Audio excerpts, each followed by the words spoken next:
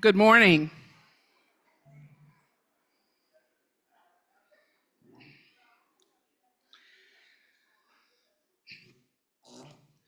I've always been a little strange, not in a bad way, just different.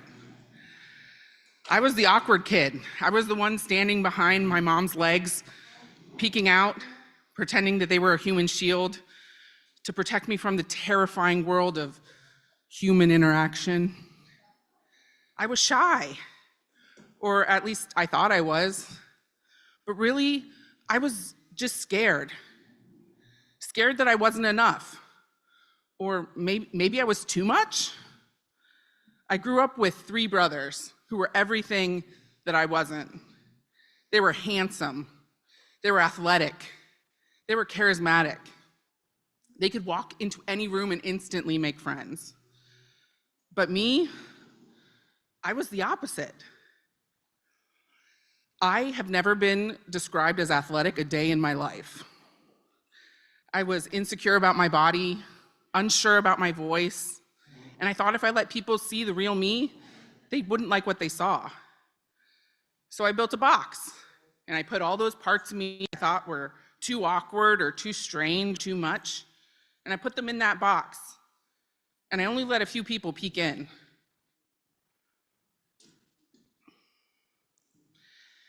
And then came high school. My mom suggested that I join my church's youth group, Signs. And by suggested, I mean she signed me up and told me I was going.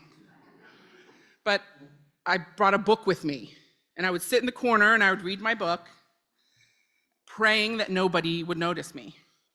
But they did notice me, but not in a loud, invasive kind of way. They just let me know that I was welcome.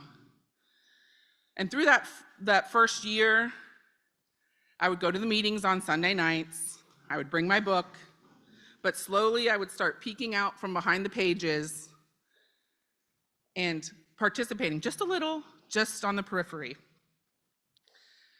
Then at the end of the year came the summer trip, a week in Tennessee, team building, self-reflection, camping, basically my nightmare.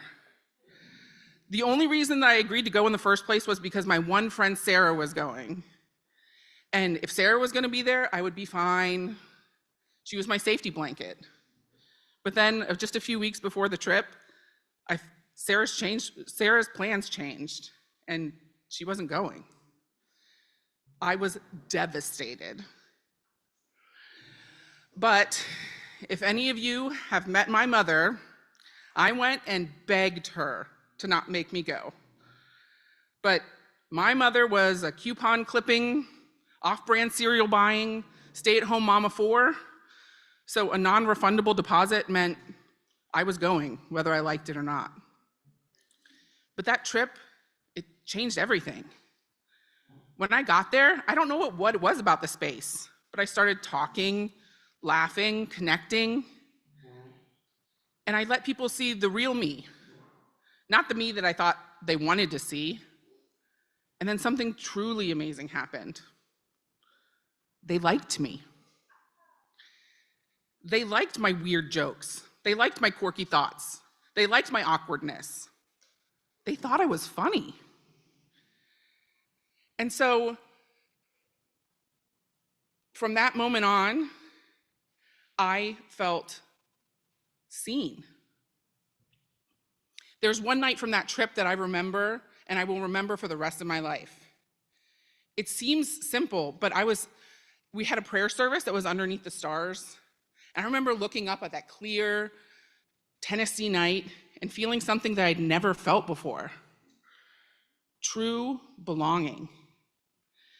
And I can still feel that in my heart today. And it was in that moment that I realized that I wasn't shy. I love laughing and talking and connecting. I just needed a space where I felt comfortable to do those things. So that whole first year of Signs, it took me that long to get comfortable, but that trip, it popped the bubble, and I never stopped talking. I never brought a book with me ever again. And I dove right in, and I made lifelong friends that are now honorary aunts and uncles to my kids. And signs, it wasn't complicated. It was simple, really. And that safe space, it started with the leaders. They were welcoming, non-judgmental, fun, but also real. They didn't shy away from tough or deep conversations. Every meeting had a space for dialogue, but also a space to be vulnerable, but only if you felt comfortable. You were always invited to share, but never pressured to. In our meetings, we would talk about everything from identity to justice to grief to hope. And then we'd tie in those discussions to activities and community service. I know most teenagers are not exactly known for opening up and being vulnerable, but so many of us felt comfortable to share because we trusted each other and we trusted that space. Now, Signs didn't just change my high school experience, it changed my life. I never left. I've been a leader with Signs for 21 years now, and I've watched hundreds of kids come through and find what I found, a place to be themselves. And it also shaped my career. I have a bachelor's in biology and an MBA. I don't use either of them. It was my experience with Signs that brought me to the career I have today as the project director for the Mentoring Collaborative, where I get to create safe spaces for young people every day. And they pay me to do it. So today I stand before you, not just asking you to come together, but to stand up. Because we live in a time where vital human services are being stripped away, where organizations like the Mentoring Collaborative, where I work, are fighting just to survive. Voices are being silenced, communities are being ignored, and the young people, they're watching. We need to create these safe spaces, not just to comfort, but to empower. Because when people feel safe, they speak, they lead, they stand up for what's right. These safe spaces, they're not soft, they're strong. They're where courage is born. They're where movements happen. These are the places where we change the world. One voice, one story, one connection at a time. Thank you.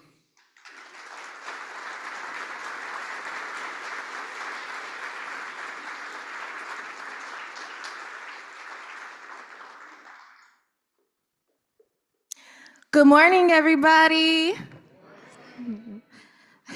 That was Jessica Bloomingdale. She is a Kettering Fellow and is a project director for the Montgomery Collaborative of Montgomery County, which she just said. But yes, let's clap it up for our community storyteller.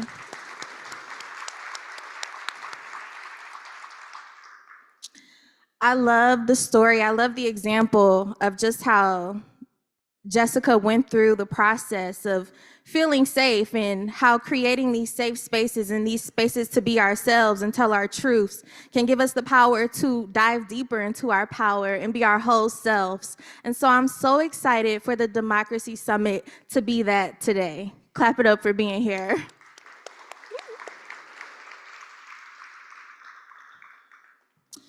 So my name is Tejal Cartwright. I am a born and raised Daytonian.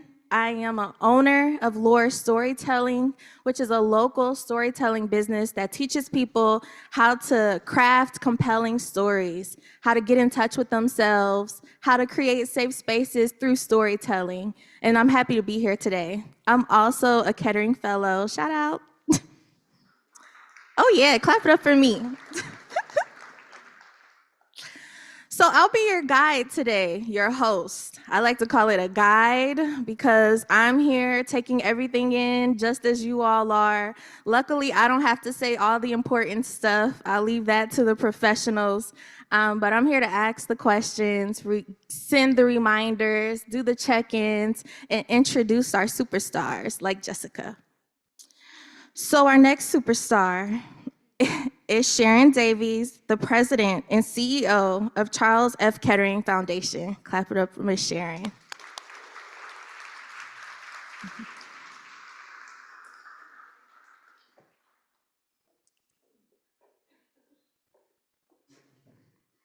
Thanks so much, Tejal. And good morning, everybody. It is my great pleasure as the president and CEO of the Charles F. Kettering Foundation to look around this room and be the one to officially welcome you to the second Dayton Democracy Summit for 2025.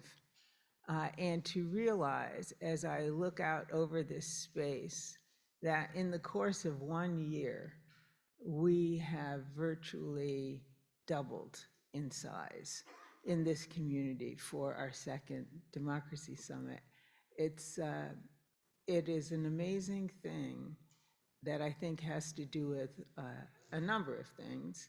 One is the seriousness with which people are taking this moment when they think about our democracy. And another is just the extraordinarily hard work that the number of folks have put into organizing this and thinking about how we make this a rich, important conversation for our democracy this year. I want to spend a little bit of time talking about the folks that we need to be thankful for. But first, I want to just appreciate and recognize both the original Dayton Democracy Fellows class of 2024. It's the first time we ever created a group of Dayton Democracy Fellows last year. And then the new class, 2025 Dayton Democracy Fellows for this year. The knowledge, the passion, the expertise, the lived experiences of this group of professionals, neighbors, is just extraordinary. And I want us all to recognize them. So if you are a Dayton Democracy Fellow from either last year or this year, could you stand up so that we can see you? And thank you.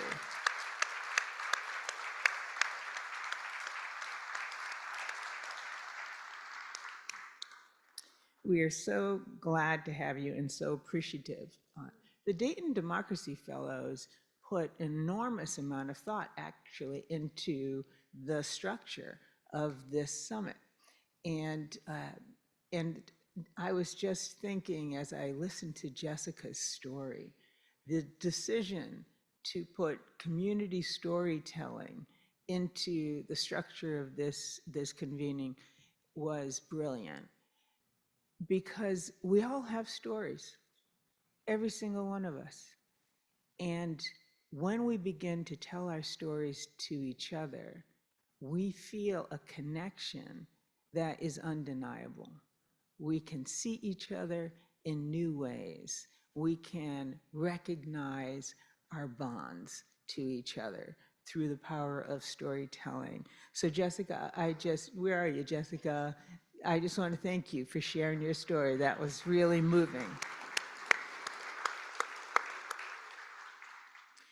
I also want to recognize a group of colleagues from the Kettering Foundation who were instrumentally involved in, first, the idea that it would be a useful thing to have a democracy summit in our city of Dayton, and then thought about all of the different ways that might be useful to us. That team is led by a woman named Elizabeth Gish. Many of you know her. She's everywhere around around Dayton. She's got so much energy. Unfortunately, her energy is low today.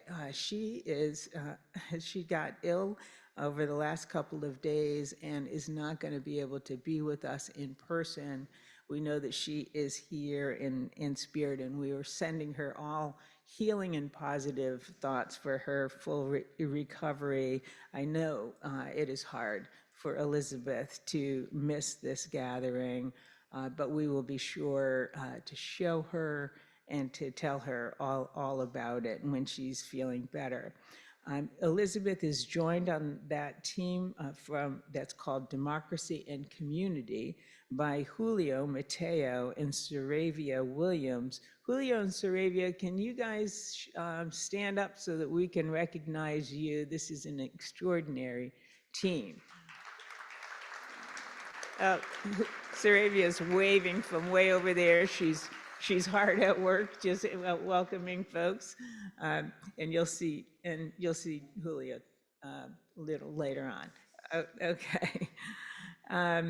I also want to thank our external affairs person, Kate Schneider, our communications team, Melinda Gilmore, Sarah Murphy, Jamal Bell, Jasmine Olare,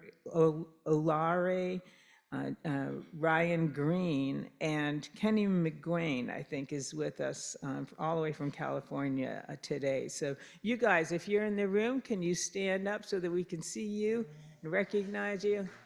There you are. And we are extremely honored to be joined today by one of the board members of the Charles F. Kettering Foundation, Peter Levine, who comes to us all the way from Tufts University. He's going to be a part of the day later on today. Peter Levine, thank you so much for taking the time to be with us in person. And finally, I want to just thank an incredible group that's very near and dear to me, my senior team at the Kettering Foundation. That includes John Dedrick, Mindy Lebrecht, Brad Rourke, Jim Martin, and Teo Clyburn.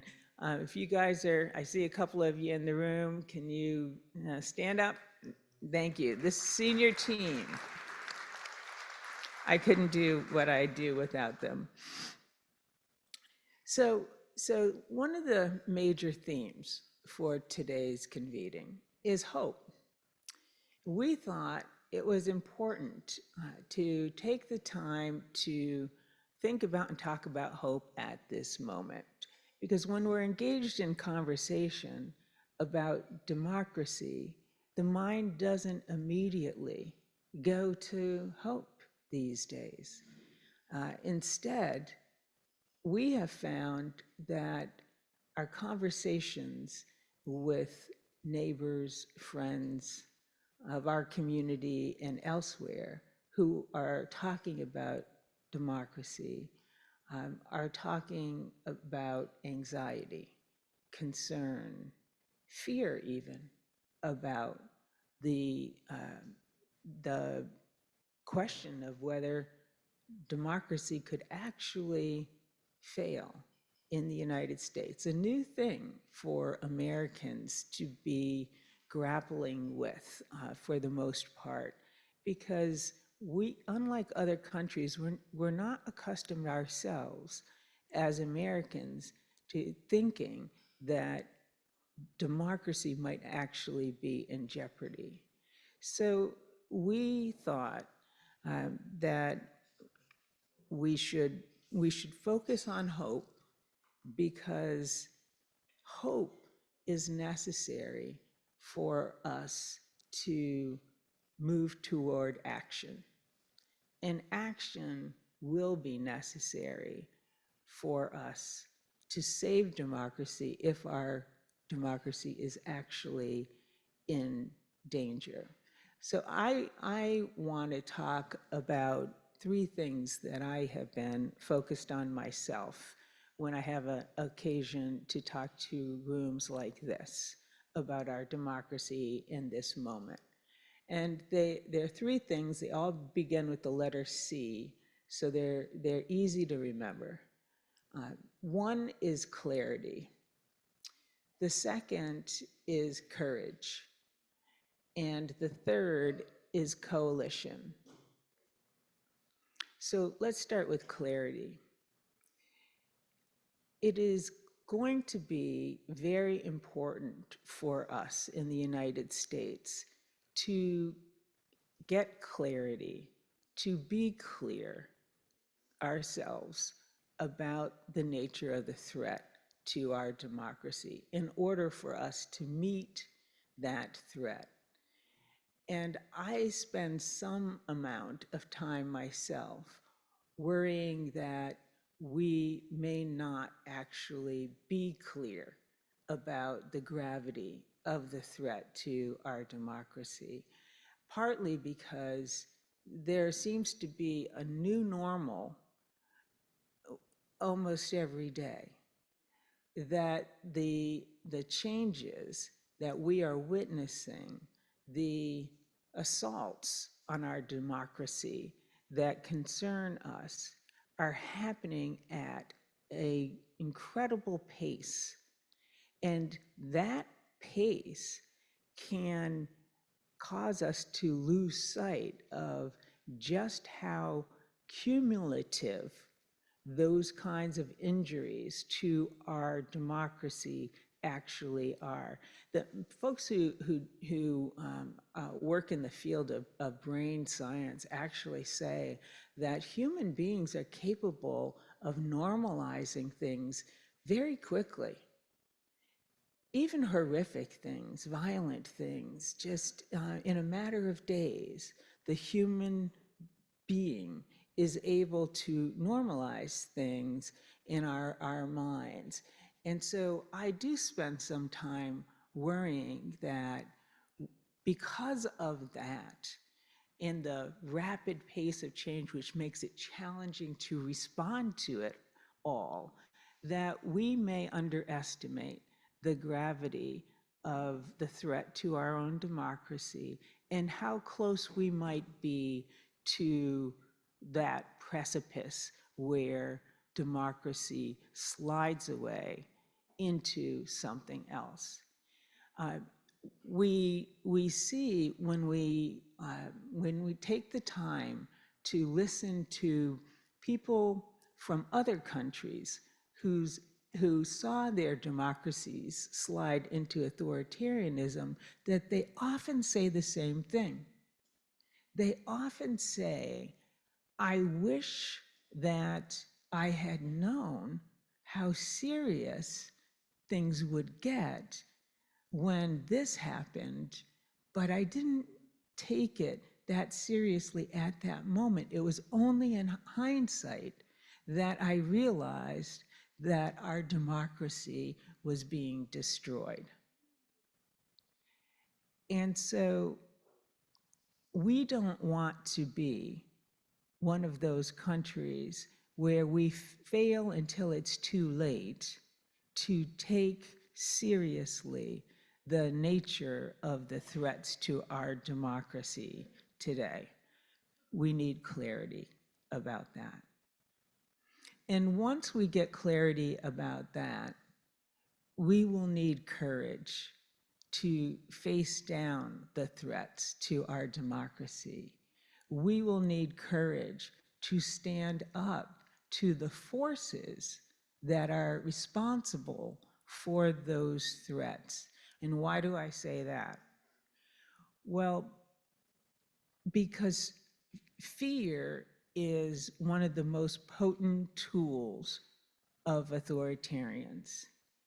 Creating an atmosphere of fear that causes people to, and institutions, even powerful institutions, and corporations, even multi-billion-dollar corporations, that causes individuals and organizations to get small, to try to attract as little attention to themselves as possible, to try to ride things out on the theory that if we can just get to the next year or a couple of years down the road, we'll get past this and we'll be able to fix what has been broken.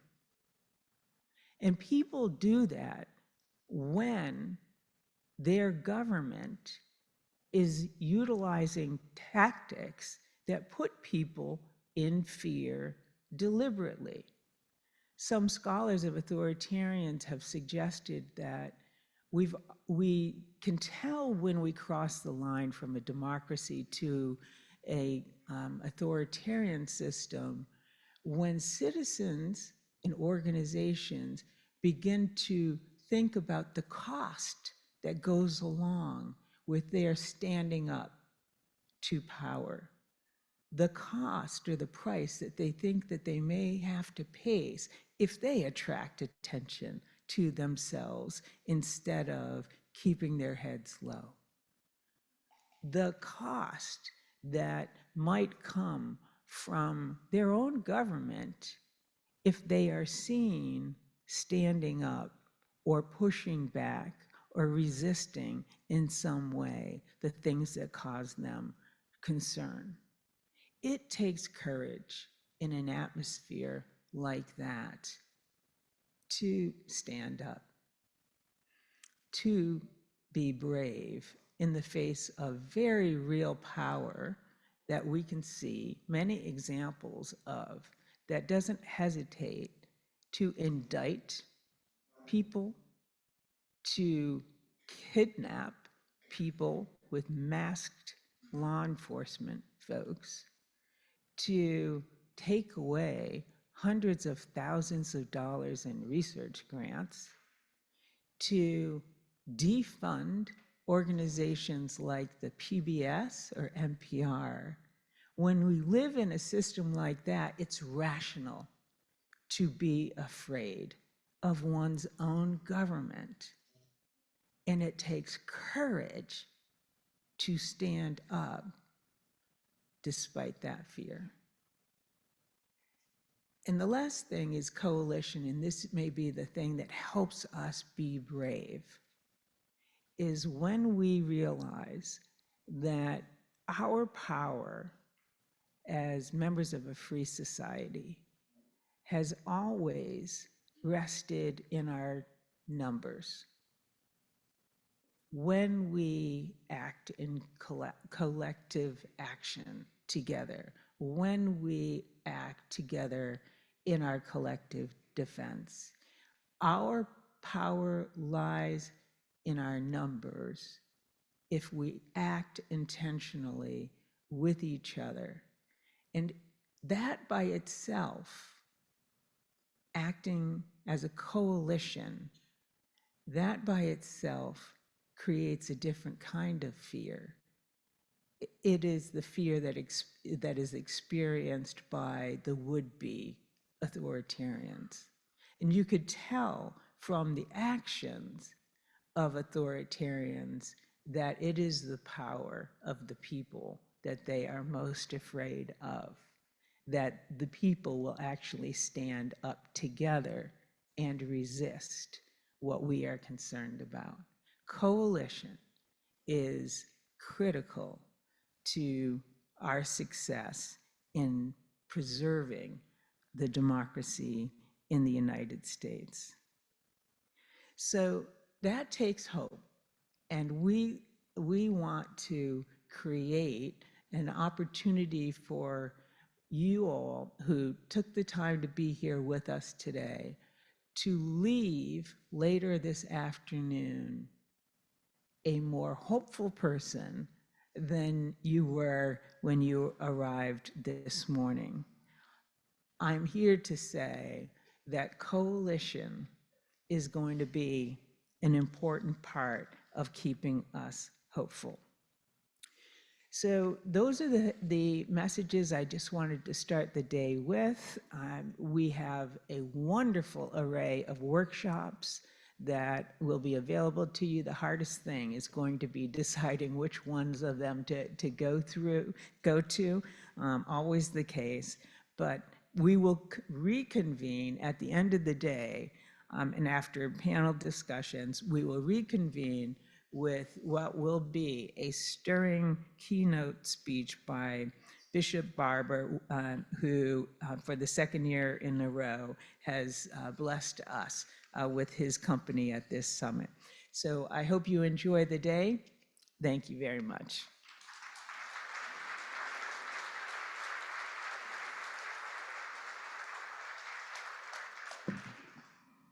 Thank you, Sharon. Thank you so much. The 3 C's. Okay, you guys have your notebooks at the table so you can take notes. But I definitely wrote down my 3 C's. Okay, they told me to keep it short because we're on a tight schedule. But before we call Julio Mateo to the mic, I just want to give a shout out to all the youth that are here today. I'm so happy to see you guys.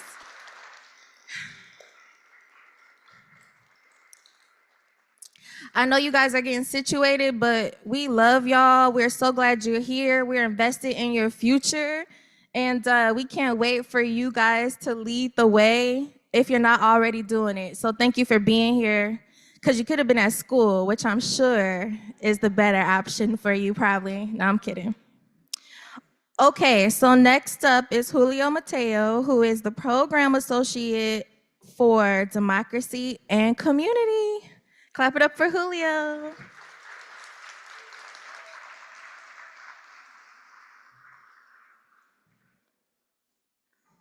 Thank you, Tejo, and thank you, Sharon, for the introduction. Welcome, everyone, to the Dayton Democracy Summit. I want to begin by thanking the Kettering Foundation for supporting the work of democracy and community, and also for making this summit possible. I want to thank all of the foundation's staff that worked so hard and for so long to make this possible. And I want to thank all the community members who stepped up and volunteered to participate in the panel, host a workshop, share a story, share a poem, share their musical talents. This is definitely a collective effort, and we really appreciate you. And last but not least, I want to thank all of you for being here, for making the time in your busy schedules to be here, and for showing up. So thank you, everyone. I really appreciate you. Please give yourselves a round of applause.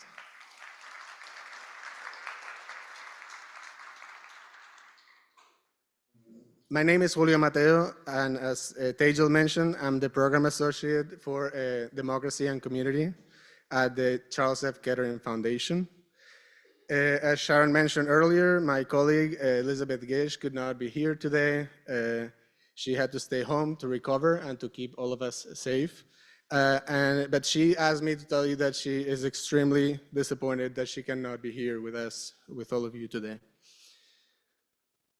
When people hear the word democracy, they typically think about elections, voting, elected officials, campaigns. And it is undeniable that all of those things are part of what democracy is, and they are important parts of what democracy is. But those things aren't all that democracy is. Democracy is about each and every one of us being able to shape our communities and our lives. Democracy means that everyone belongs and that all of us should have a say in our communities, states, and nation. Ideally, our government systems will, support that, and ideally, public policy and public decisions will reflect the will of the people. But democracy is about finding ways to ensure that power is held by the people and that all people are able to shape their own lives, shape their own communities, and have a say over their own destinies. The work of democracy in community is hard, it's challenging, it can be exhausting, and it's work that requires all of us to work together. It's something that we cannot do alone. We need each other. Our hope is that this summit would provide an opportunity for community members to come together, to learn from each other, be inspired, and be encouraged as we try to create the kind of just and fair world that we want to live in.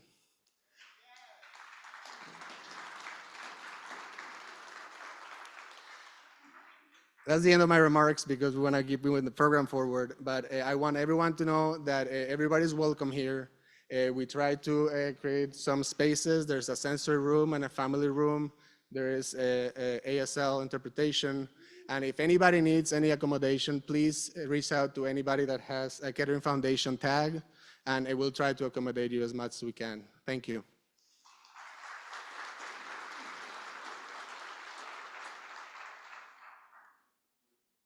Thank you, Julio. Okay, so next up, as we've heard, the Charles F. Kettering Foundation wants to be very intentional about the Democracy Summit. So it's important that we kind of continue to get regrounded. I'm sure we know why we're all here today, whether it's like your personal mission or you're just upset or frustrated about what's going on in the world and your community and your families. But I'm so excited to bring up Taylor Johnson, who is the Executive Director of Spectrum New Beginnings. She'll be getting us grounded and giving us a little moment to get clarity on why we're here.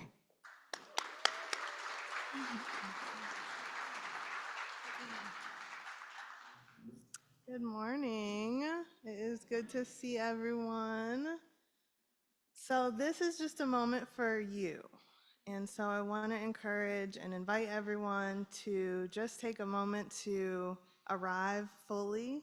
Maybe your mind is on other things that you carried into the space, things that are going on outside of the space, things that are going on just in your mind, and just take a moment to be fully present with your body, fully present with your being and what you're bringing into this space this morning, and in service to being fully present with each other, to being open to each other's ideas, having open hearts, and just seeing what transformation can occur from this amazing opportunity that we have together.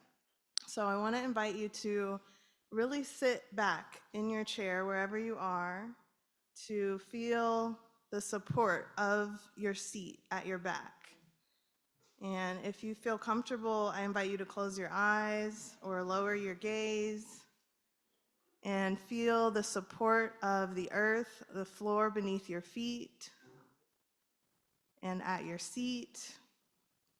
And maybe even place a hand on your heart, a hand on your belly, whatever feels good to help you get connected with yourself. Because we know that we cannot pour from empty cups, and we have to take care of ourselves first. So just take a moment to notice how you're feeling. Notice your body. Notice your breath.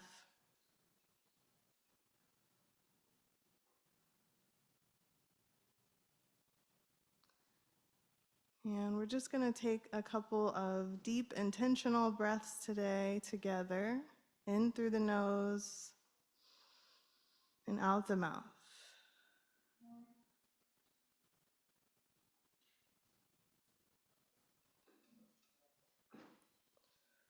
Maybe inviting your shoulders to fall a little bit heavier away from your ears, inviting your jaw to soften. And I want to invite you to think about the things that make you feel connected, the things that make you feel joyful, excited to be a part of your community, excited to be human, excited to be alive. What are the things that make you feel like all of this is worth being here?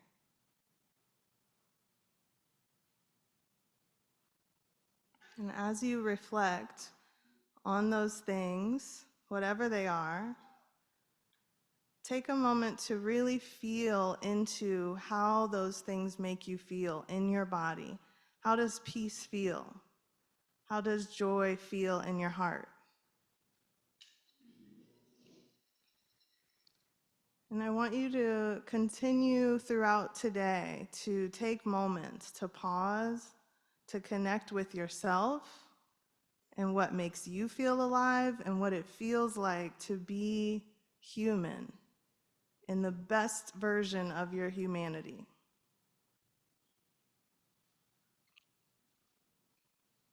And I invite you to envision, as you're walking through the day, as you're listening, as you're learning, as you're sharing, What if we were walking through this day as if the world was already the world that we want to see? What if every person that we encountered today knew and felt that their voice mattered,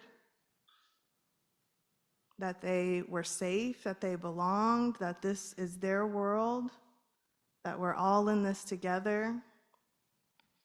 So we're just going to journey together today, carrying our full selves and being open to all of the amazing humans that we're surrounded by today, and envisioning, feeling into what the world can be like when we're connected, when we're centered, when we care, and when we know that we are cared for.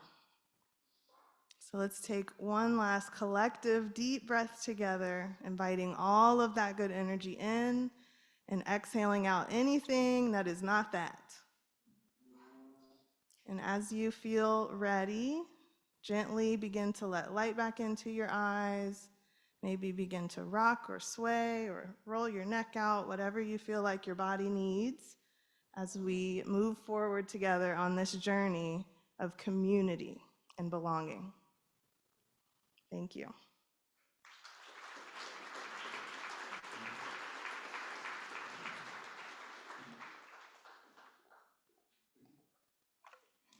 Yes, child. I know I need hope. I was talking to a friend earlier about hope and like what it meant for me and how I feel like my hope light lately has been flickering a little bit. But I have an 8-year-old son. I have 2 beautiful bonus daughters, 9 and 12. And if my hope is flickering, what does that mean for my children? So I'm grateful. Thank you, Taylor, for that and just for constantly being a source in this community, honestly. Okay, next up, guys, we have our first panel discussion with the Dayton Democracy Fellows called Creating Hope in Hard Times, Building Our Shared Future, which goes perfectly after our meditation. On this panel, the panelists includes Robbie Brandon from Sunlight Village, Tara Campbell from the Dayton United for Human Rights, Larry Hayden, the Dayton Tenant Union, Lake Miller from NCCJ, sorry. And the moderator is Nick Herkman from the Journalism Lab. Please clap it up for our panelist and moderator.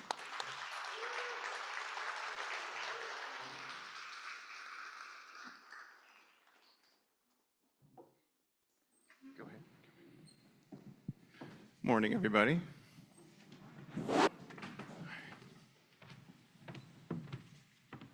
I am Nick Herkman. I'm the Community Impact Editor for the Dayton Daily News and the co-founder of the Journalism Lab. And I'd love to share more about that with you later. But welcome our panel.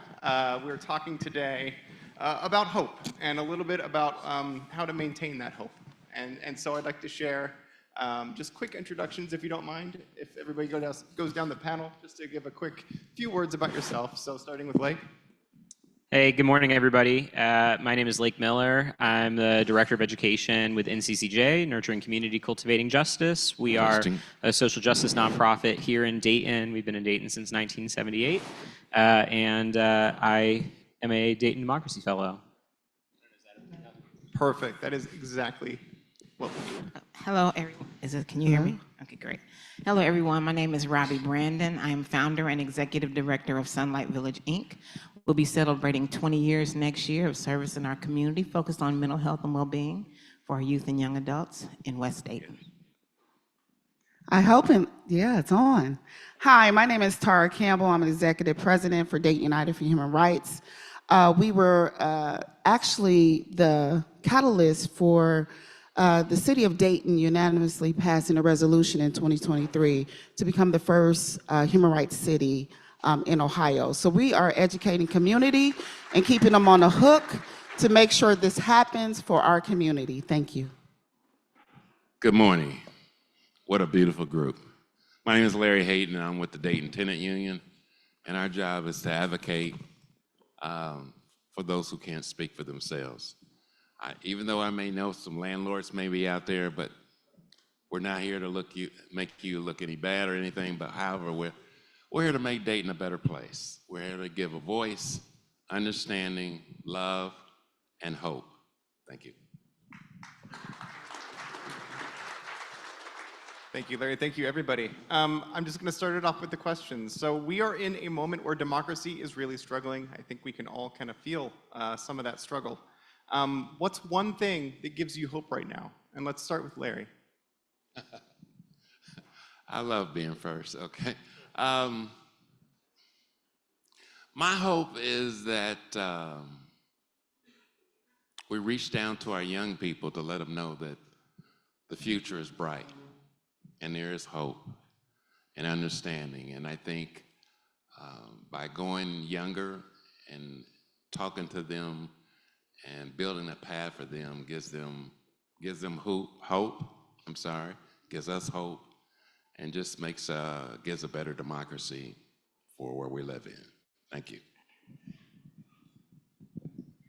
So when I look at hope, I look at my children, my grandchildren, and also my community.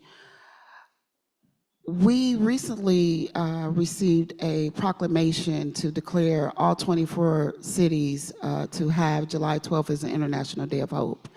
And so when I look at hope, I look at all of you. I look at our youth, especially our youth, and the things that they are doing to keep hope alive.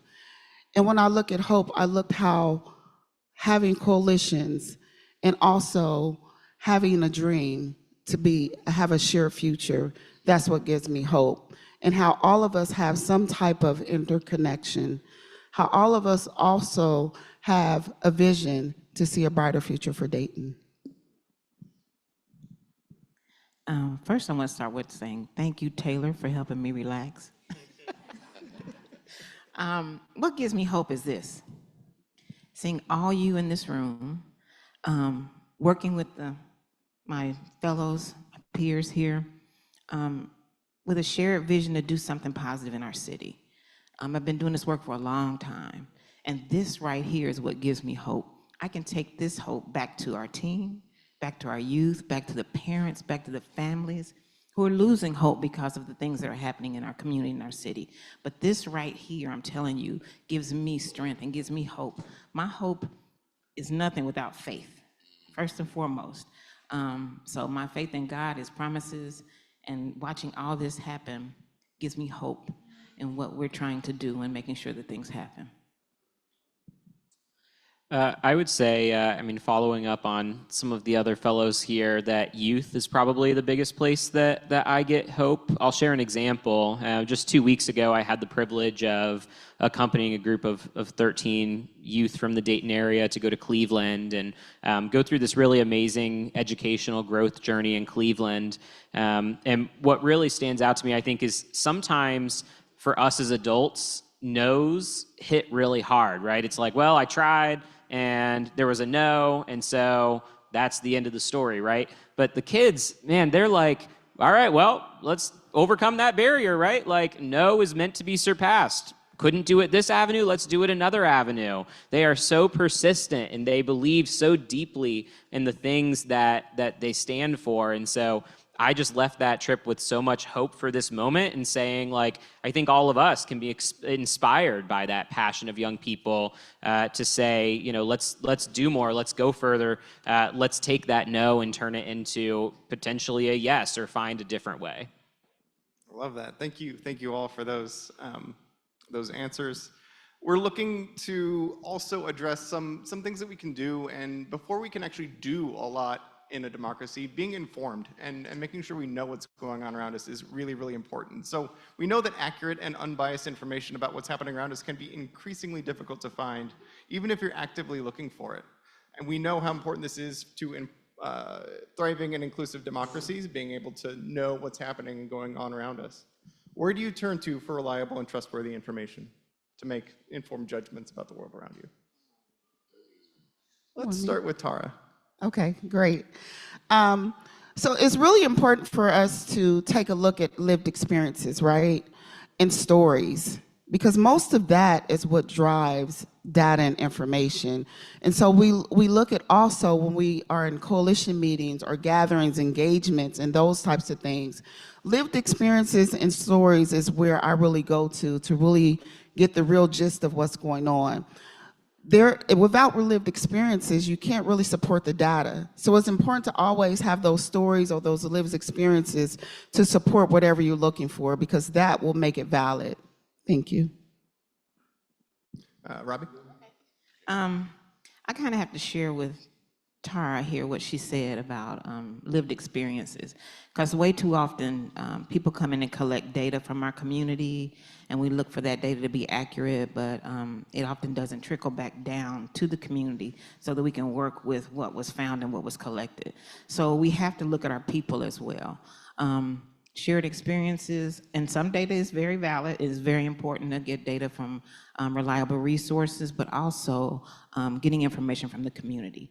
When you talk to parents and people and historians who are from Dayton, you know where we were, and that gives you an idea of where we can go. So making sure that we have a balanced source of where our resources come from, because you're right, there's tons of misinformation out there, especially about our people and our youth. Yeah, I think starting with that, our table, my table I was sitting with this morning, we were having a conversation about AI before this thing started. And I'll be the first to admit that I'm an AI user, but I'm an AI skeptic. And so I think that that's what we're combating, right? I mean, people are looking to artificial intelligence to be their knowledge source. And unfortunately, there's plenty of misinformation that exists out there. Certainly, I echo the actually real conversations piece. I would also say showing up is critical. Like, go to the city council meeting instead of expecting to read the reporting on the city council meeting. I've certainly found that I've gone to those school board, city council meetings, seen something show up in the news the other day or a day after and thought, well, I thought there was another side to that story, or that's not exactly how I interpreted it. And so, I think certainly talk to people, but I would also say show up. Larry? I think the data is great, but I'm a little bit old school, so I just use the data as a starting point. I want to go and like Tara mentioned, I will go and talk to people who are more experienced, who've been there, who've done things, and then I combine that information. However, though, I think people that are in the trenches, such as yourself, the education, things that you've done, things that you have experienced, to me, is more powerful than data. Data is just a starting point. Do I trust it? Maybe a little. But I just believe in the human experience and the walk that they've done to help me continue my walk. Thank you all. And I don't think it's a risk for us, but being in this work all the time and being inundated with either negative news or challenging news, or being in the trenches and seeing some really challenging things, it can be tempting to check out of kind of a news cycle or out of the greater kind of community. When things are dark, why is it important to resist that urge and stay connected and engaged with your community? You're going to start with Robbie? That is so funny. For me, it is super easy to check out when you have youth that are struggling every day, when you have kids and families who are underserved, who don't have what they need just for a daily meal, when education is a big issue, when you have a 10th grader walk in your door and he can't read, when you have families who are struggling every day, it's easy to check out, especially when you see the work and the resources are not always where they should be. We've got a great team of people that work with Sunlight Village and a great community that work together. But what keeps me from checking out, honestly, is my faith. Because if I didn't see something bigger, if I didn't see that this could be something much, much bigger and better based on my hope and my faith in God, then I'm telling you, there'd be many times I would have checked out. Because when you're sitting at the bedside, and I'm a mental health nurse of 35 years, I'm trying to retire. I am retired. That's not. But from the hospital bed to the psych unit to our community, I don't see a big difference, especially in the underserved areas. So we have to stay grounded. We have to have something that's bigger than us that we look forward to. We have to have something that we can ground ourselves in, that God's promises are what keeps me going, I'm telling you. And there are days when I just pull back, I go home, I shut my doors, I go in prayer, and I check out, maybe for an hour or two. But in that time, I'm focusing on who I am in God and what I can do in my abilities with the people that work with me. Larry, did you want to go next? Okay. I don't watch the news that much because I don't want to be persuaded. I'm like Robbie. I don't start my day off negative. I thank God that He's blessed me another day. I am dealing with people that are struggling. I'm dealing with mothers that children are sick because of mold and lead poison, and I'm dealing with landlords who don't want to fix their housing.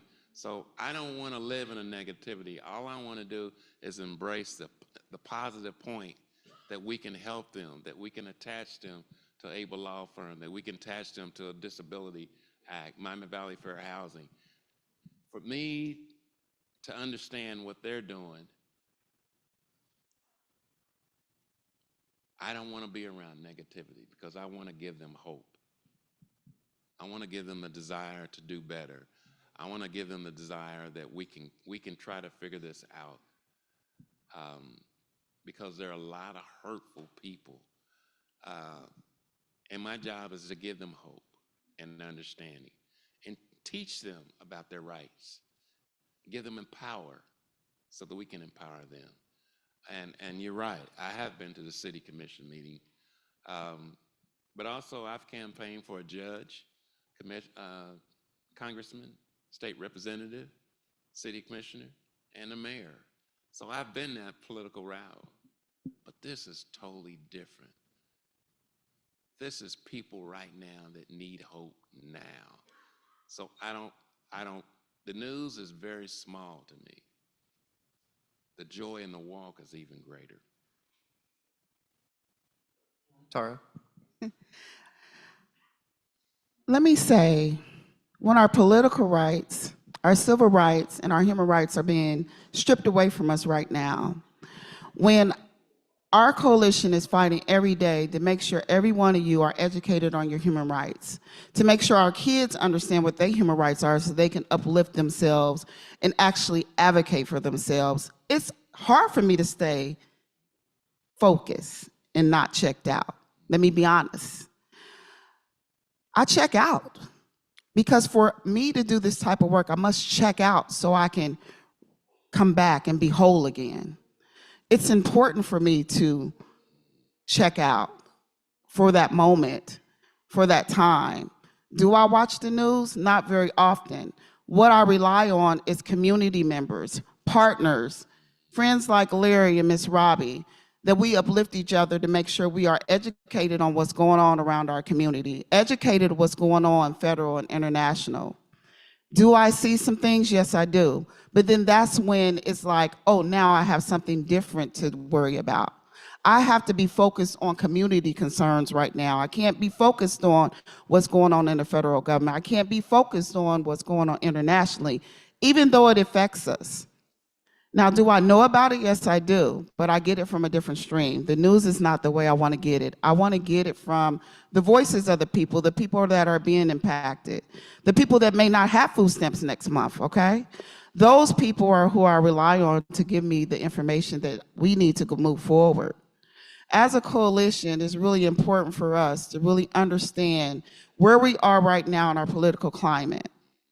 Our political climate will have us all messed up if we stay watching the news every day, all day, 24/7.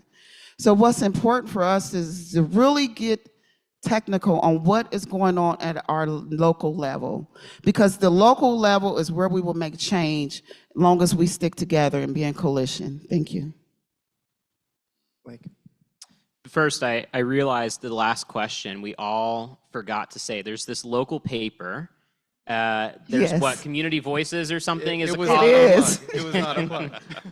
Yeah, there's someone, Nick Herkman, I believe. You can check that out. Absolutely. No, I would say I struggle with this question, to be honest with you.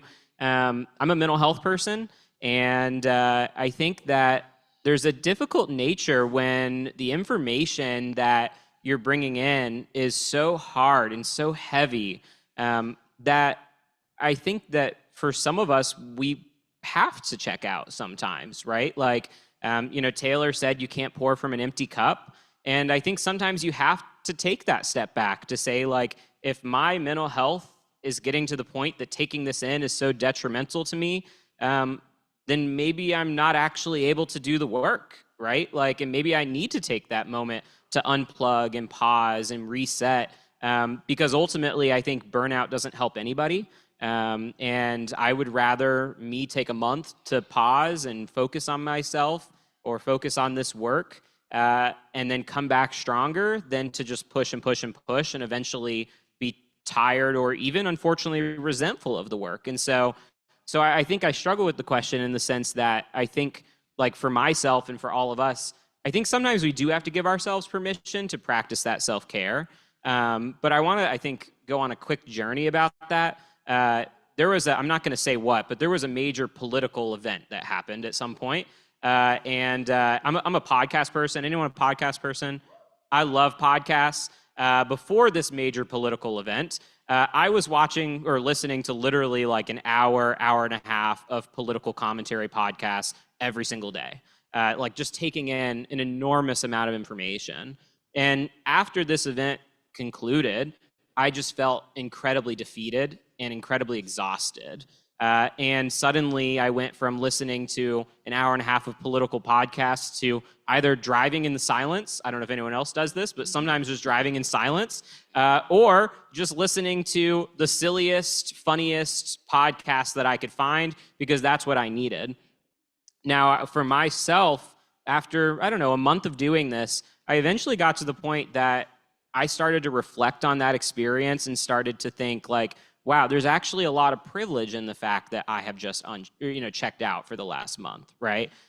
Because I had friends that were bringing these events to me. I had friends that were talking about the impact of what was happening in the world on their lives. But I had made the choice to check out, but they didn't feel that they could, that it was safe for them to, that these things were so deeply impacting their lives. And so I think that checking out ultimately is a privilege that is awarded to those of us who can choose to check out because we don't have to worry about what the news might say for us personally. And so I think it's a responsibility for us to be aware of what's happening in the world. I think even more it's a responsibility for those of us to be aware of what's happening in our own community. But I do want to this is really not a solid answer. I think it's important to have both, but I really think that for each of us, we have to make that personal, like, cost-benefit analysis of, do I need to take that purposeful pause moment and refresh? Do I have the capacity to do this? Can I even take the opportunity to not engage? I Can I disagree. say Like, one more thing before you go on? I want one more thing, and that's just community. When you check out, when you're worn down and when you're beaten up to no end, community is really important. Having positive people around you. Yes. Positive people who can help. It can be that soft landing after a hard day. Someone who'll just check in and say, hey, let me bring you a cup of tea. Or go home, you're gonna take the next couple of days off. So it's good to have that community of people around you that actually go through the struggle with you and understand what you're doing. We support each other. Can I step in for 1 second? course, of Just course. 1 second. You know, we realized that United for Human Rights realized the importance of checking out. So we decided as a coalition that we will take an annual sabbatical to make sure that we can reset every year in August. So, I kind of offer that to a lot of coalition members or people that's in this space to be intentional on checking out so that way you can reset. absolutely. And I was just going to say, like, I disagreed because I thought you gave a wonderful answer. In kind of the same vein, in uncertain times, there's a human reflex to focus more on personal or family issues and kind of, circle the wagons, buckle down, over the larger shared needs of community or even country. How do we resist that urge and communicate the importance of shared destiny and interconnectedness? Go for it, Lake. I mean, I would say first, I think that there's a deep interconnection between these two things. And sometimes I think we have a sense to isolate our individual, community, personal problems, whatever, from the broader issues at play. But the reality, I think, is that there's a huge amount of interconnection between the ways that our communities are built, the laws that are being passed in our communities, the traumas that our communities have faced, and the things that are happening in my home. Right? I mean, I think Dayton, maybe more than any community over the last 5, 6, 7 years, can understand the impact that these community level things have on individual people's experiences, right? If we think of our own community traumas going through, COVID, going through the tornadoes, going through the mass shooting, going through the KKK being in our community, like all of these were personal or were very community level traumas, but those community level traumas manifest very much at the home level as well, right? And so like because of the difficulty getting fresh produce in my community, now I've got this community or this impact within my household. And so I don't think that we can separate them. And sometimes I think it can be frustrating because community level change is a long effort. But I really believe deeply that we have to address the root cause of an issue. We have to actually understand, like, why is that happening? Why is that happening in not only my household, but so many people's households within this community, and really attack that root cause, understanding that it may take 5, 10, 15 years, unfortunately, to truly reverse the course of that root cause. But I don't know that we can separate those things out. And I think many of us do what we do because it is a lived experience. I'm a grandmother of 5 young Black boys, strong Black boys, and 2 girls. And so I do what I do because of them. When I see what's happening in our community to our children, that cannot continue. And if nobody advocates for the kids in our community, then how can I advocate for my own grandkids?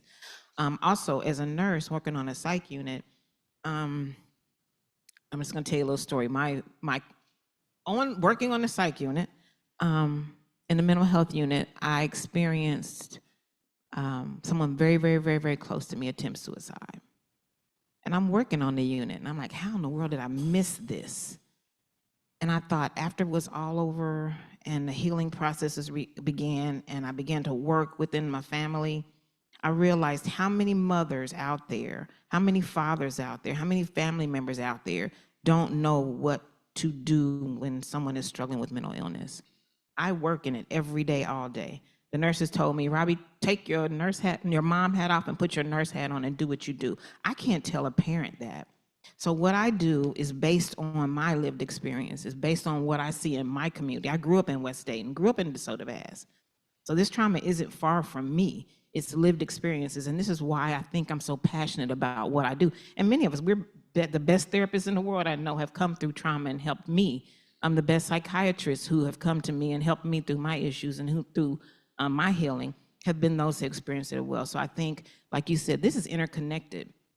We have a passion, we have a drive, we have a purpose, and it's to help those that have gone through some of the same things we have. And so they won't go through it in such a terrible, terrible way.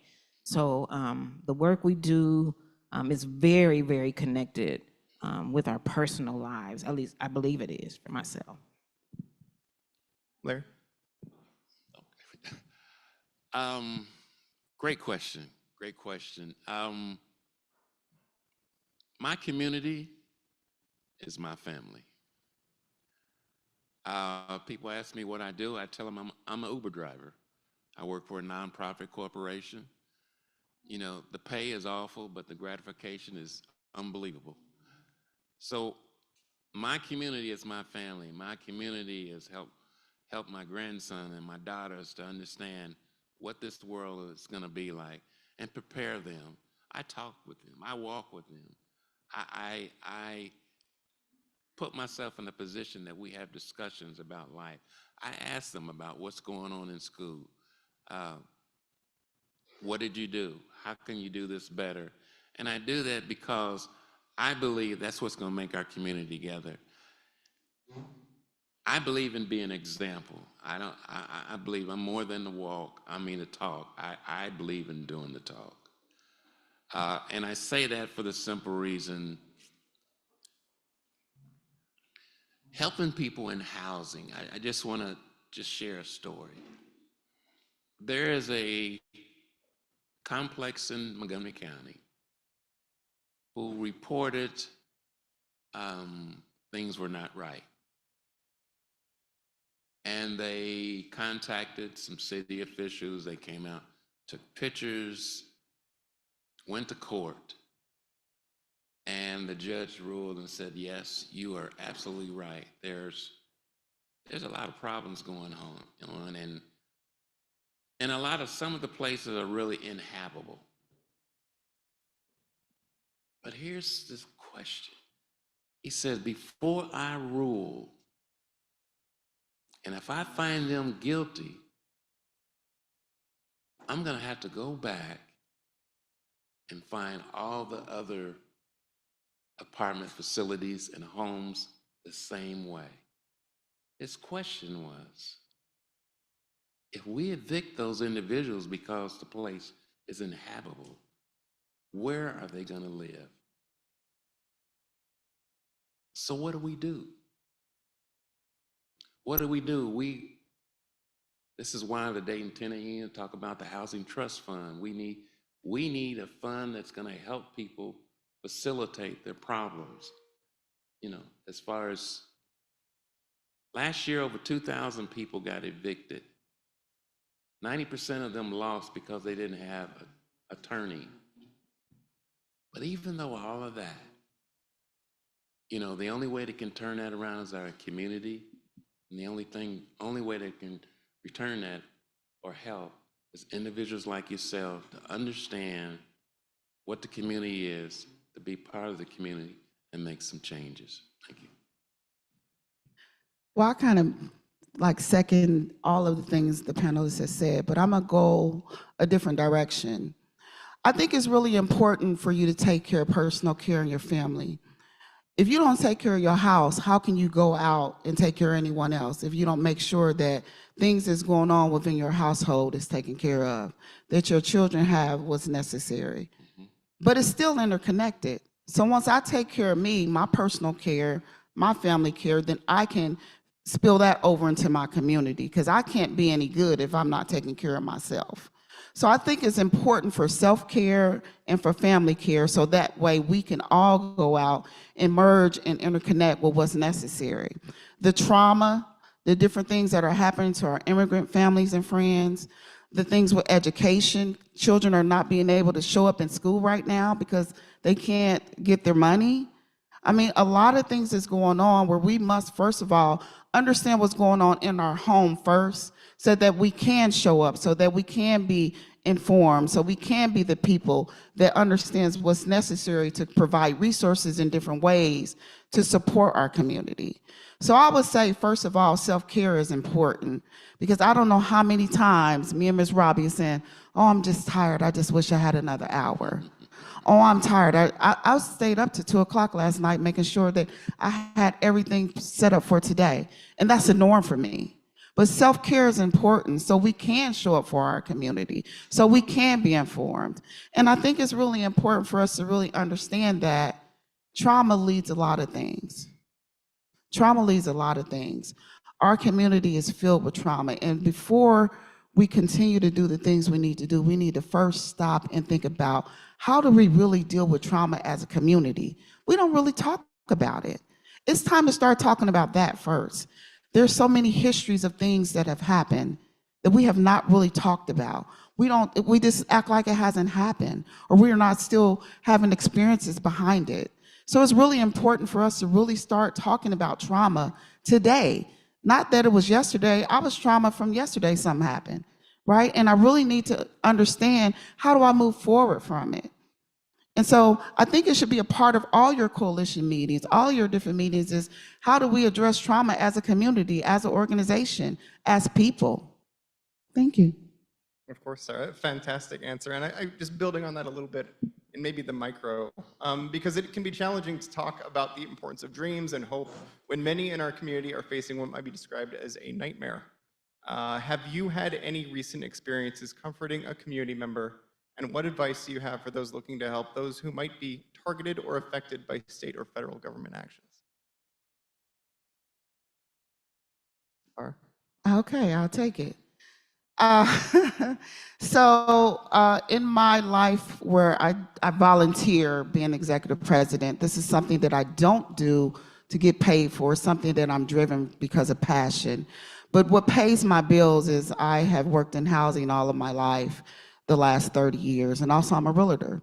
So I was phoned recently to support a community member in trying to find just suitable housing.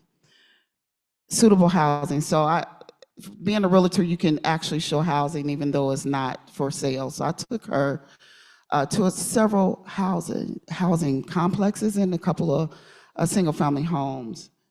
And it was really hurting. It's so hurtful. When we walked in, I smelled mold. This house was being rented for $1,500, okay? So I'm an inspector also, so that's what I do in my day job. So immediately I smelled mold. So I walked through the house, the carpet was dinged. I turned the corner, go in the bathroom. Whoever lived there before put out cigarette butts on the actual sink. I go to the next place, into the bedroom. The windows couldn't be opened. This place was being rented for $1,500. So then we left there. We went to another place. That one was being rented for $1,200. Okay, and these both were 3-bedroom homes. When we walked in, I smelled mold again. So we went into the room, the air conditioner room. There were window air conditioners in the space. We went on through the kitchen. The house was fairly decent, but then we went into the basement. In the basement, there was nothing but dirt. And if you've ever went into a basement and they had that hole that you can see through, but you didn't know what was behind there, it was just dirt in the hole. It wasn't even covered up. And couldn't hardly get down the stairs, right? So we left there, and she said, "What am I to do?" I didn't have an answer for her because our state government has put rent legislation that we can no longer put rent caps, or we can't even have any legislation on rent caps. Our community, our governments here, I won't call any single one out, but there's not anything legislation in place that really speaks to having homes that are really uninhabitable to live in. And so when I say that, is we need legislation to be able to support things what Larry said, to support what I've seen with my own eyes. $1,400, the floors was coming up in the bathroom, and you wanted $1,400. The house looked like it had been through a mud spat. So I just challenge us to really understand and be innovative of different ways that we can support our community in finding stable housing, affordable housing that I would live in, that your children will live in, that you want your mother to live in, right? And so when I looked at these different places, and they're top of the line, high name places, I'm saying, really, what are we doing here? So I'm going to talk to Destiny and the Dayton Tenant Union, which I'm a part of that too, because we're all in here together, working together, to see how do we really be intentional on making sure that people do not have to rent these type of spaces. Thank you. Thank you, Tara. I'm gonna ask you to repeat the question because it's pretty multifaceted. Oh, sure. And I got some stories, but I need to make sure I keep them right where they're supposed to be. Just looking to see if you'd be willing to share a recent experience comforting somebody who might have been either targeted by action or is going through something particularly difficult in the community. Let's see. Let's start with, I had a young man just recently, in the fall of last year, get shot in the face. One of our advocates, the parent called because she needed a ride home. One of our advocates went and got the mom and the young man and brought him home. And she came home with a bag of medication and gauze packs and trach tubes and G tubes and all this kind of stuff, and had no idea what to do with it. So I go and I talk to the mom, and I'm looking at her housing situation, and I'm looking at her mental health and the mental health of her son and what we're faced with here. And the first thing I do is call the hospital and find out why he was discharged without a really good discharge plan. Then I'm calling the juvenile court system to see if the probation officer is aware and how can we help get resources for this family. And we're connecting other resources and issues. And then I hear that we're cutting juvenile justice funding. Healthcare is not a priority anymore, especially in our underserved communities. And I'll say this, and I'm not ashamed of it, but as a contract registered nurse with a nonprofit, I don't have insurance that's affordable. So we've got all these policies and things that affect how we live, that make decisions for us.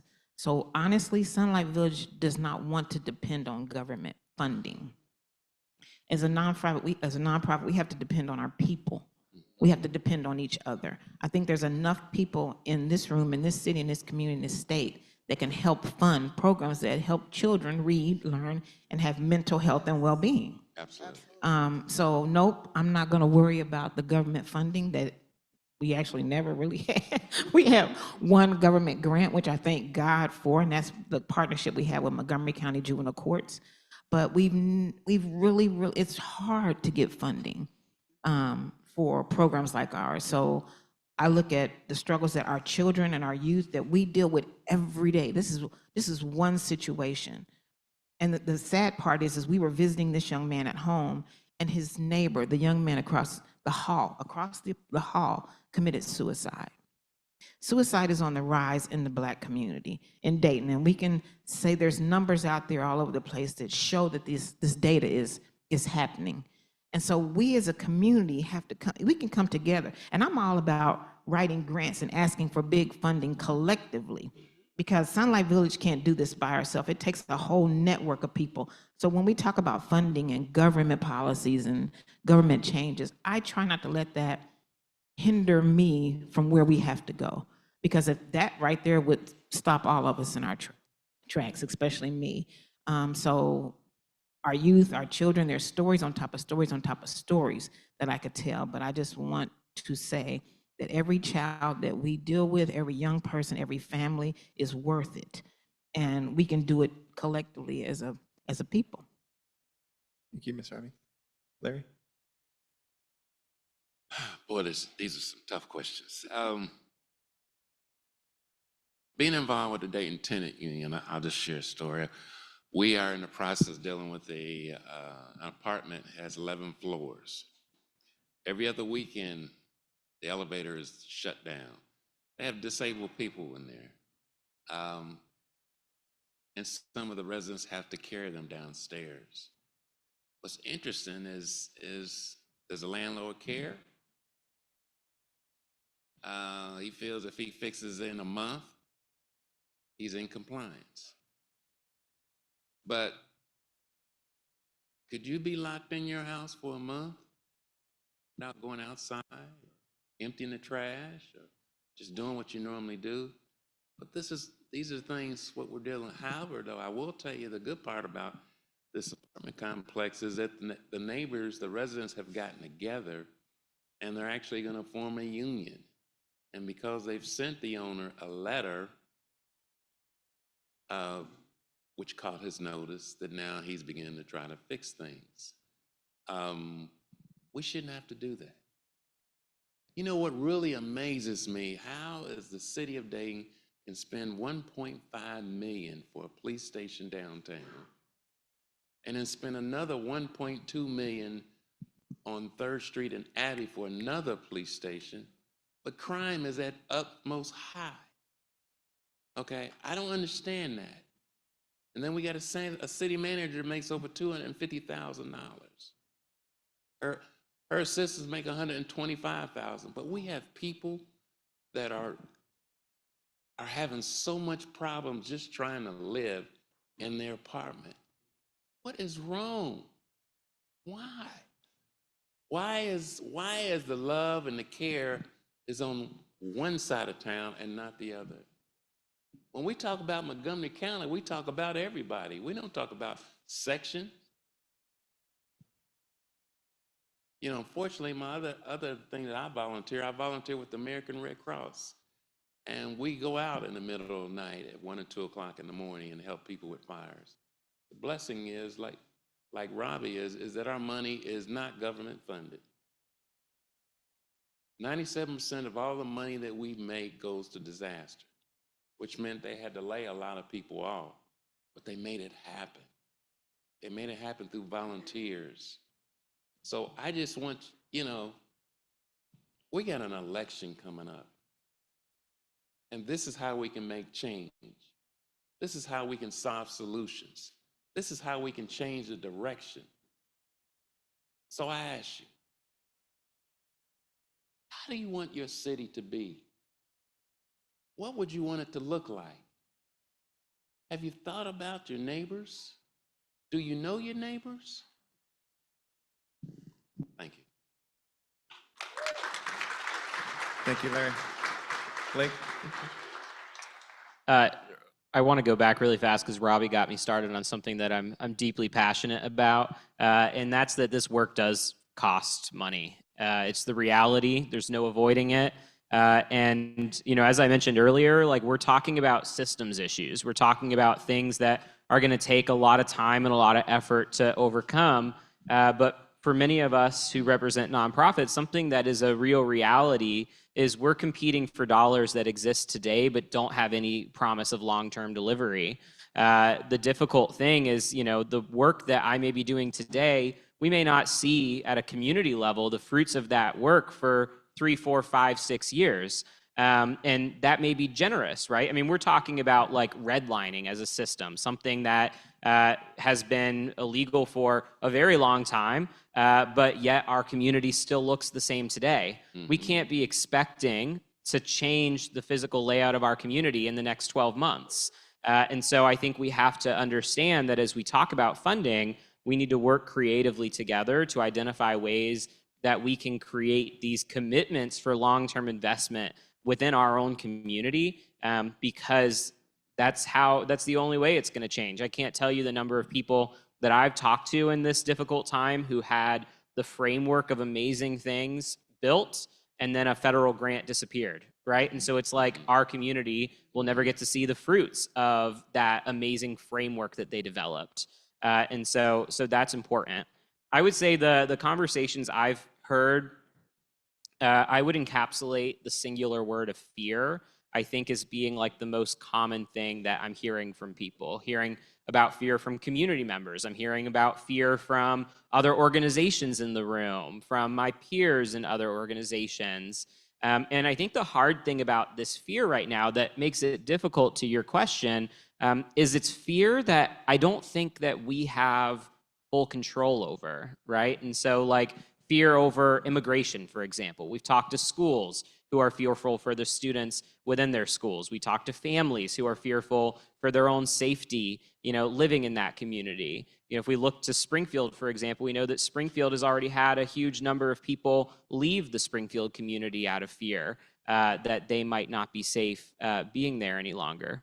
And so I think fear is tricky because I can't change that legislation, and I don't feel that I can just say to them, well, it's going to be okay, right? Because I can't promise that.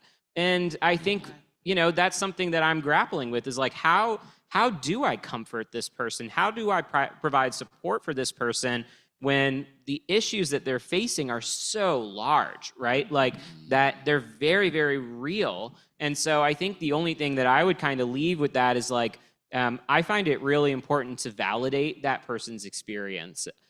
Sometimes for those of us who are in the helping profession, and I'm guessing that many of us in this room are helpers by nature, for those of us who are helpers, we like to approach a situation and say like, well, I want to solve that problem, but right now I don't feel like this is a problem that I can solve. And so rather, sometimes I think all I can leave with is hearing someone, validating that person, being there as their ally or their supporter the entire way, doing anything I can to help them through this, this current moment. But I think one of the most important things that we can do is validate the pain and the fear that someone is experiencing. Absolutely. Thank you so much. This is an optional question. I'm just asking if anybody's willing to share at your lowest point over the last year, where did you turn for comfort? And how do you think others might be able to learn from that? So I'll share. Over the last year, I lost my rock, my everything, my mother, okay? I was at my lowest point. And what comforted me was God and my sister. She's in the room. I won't tell her to raise her hand, but my sister. And we got through it together. But what also supported me was my community. My community showed up when they knew I was at my weakest point, when I couldn't breathe, when I could cry. And in this process, I went through some more things. I had pneumonia. Then I fell and damaged the right side of my body. And now I have long-term COVID. And I'm gonna get real intimate with you now. I asked for the questions for this panel to be given to me up front because I thought I needed to study them. But somebody told me that I had passion within me, that I could do it, and I didn't need to have them up here for me because the COVID has taken me where I can't really think clearly like I used to. But what comforts me is each and every one of you, God and my sister Shannon that's in the audience, to know that when I was down, they called me. They knocked at my door. They brought me medicine. They told me everything was going to be all right. And I still have dates with some people in the audience that knows that they've been through that too. They said, I hear you, I see you, I'm there for you. And so when you lose a parent, there's a void there. But the void will always be there, but you will be supported by your peers, by your family, and by all these people on the stage. My coalition, Dayton United for Human Rights, they were right there before me. From the time that they showed up at the funeral, many people that I didn't even know was there. But that let me know that we are in this together. And so what I say to you, if you've experienced this, you know what I'm talking about. And if you haven't experienced this, I don't even know what to say because it's something that you will have to go through. But all I can tell you is that if you know of those that have experienced it or is currently experiencing this situation where they're lost a parent, reach out to them. Just call them and say hello. It goes a long way. Thank you. Thank you for sharing, Tara. Did anyone else want to? I'll share. As a little Black girl who grew up in West Dayton, I've been through lots of ups and downs. Divorce, children, family. But right now is one of the hardest times I've ever had to go through. We were blessed with a 21,000 square foot facility that we are now calling Sunlight Village Hub. With that blessing came challenges on top of challenges. And we're still going through challenges, whether it's a funding challenge, a construction challenge, a health challenge, a youth challenge. Some of the things that we've experienced are having to go through lawsuits with bad contractors. The building not being able to pass certain things and then going backwards and having to fix things and just people not being there who you thought would be there in the toughest times. When you're celebrating something like this, why do people become negative and resentful? Where does that negativity come from when you're blessed with something, an opportunity to grow your organization and serve more children and more families? So then on top of that, it just hit, things just hit. It was like I was in the middle of the eye of the tornado or something. You know, it was an eye of the storm. Like everything that could go wrong was going wrong. Everything that we were supposed to have wasn't coming. We're waiting on funding and, you know, the finance person is on vacation. So you got money from the city coming and, well, they're not gonna be here today because we're at a conference. So I'm thinking, okay, well, it's gonna be 30 degrees and we don't have heat. So what do you do when you're responsible for something as big as an organization that provides care for children, youth, and families in West Dayton? It gets really hard, it gets really dark, it gets really sad, and it gets really heavy. And the only thing that pulls me up and gets me up in the morning is my faith in God. And that this is just a temporary challenge to what's promised on the other side. I was sitting at the bed of my uncle in hospice when the pastor came and said, "Would this building be helpful to you?" And I'm thinking, I'm praying for my uncle here. What are you talking about? Then it hit me. He was giving me something that was a major blessing. He was breathing hope back into a situation that I was already struggling with. And in that hope, I could see the promise on the other side. I could see now we have art and music and parenting classes and exercise classes in the community that hasn't had it in forever. We're even talking about trying to find fresh produce. I'm working back with the food pantry to make sure that we have food distributions, all this stuff. And we're a team of 8. We're a team of 8.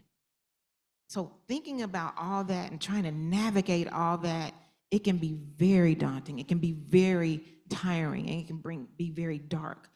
But in all that, there are the people that we work with who also have this faith, who have this trust, and there's something, this is not given to us as a gift for us just to squander it. It's not, we can't lose hope in the struggle.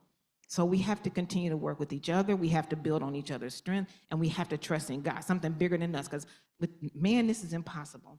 With God, all things are possible. So every person I come in contact with, every blessing, every gift, every donation is something that I can see that's going to help us get to that next level. So no matter how dark it gets, I have to go to that place where I know only God. Because sometimes when you get to crying, everybody ain't trying to hear that. So that's where I draw my faith from and my strength from.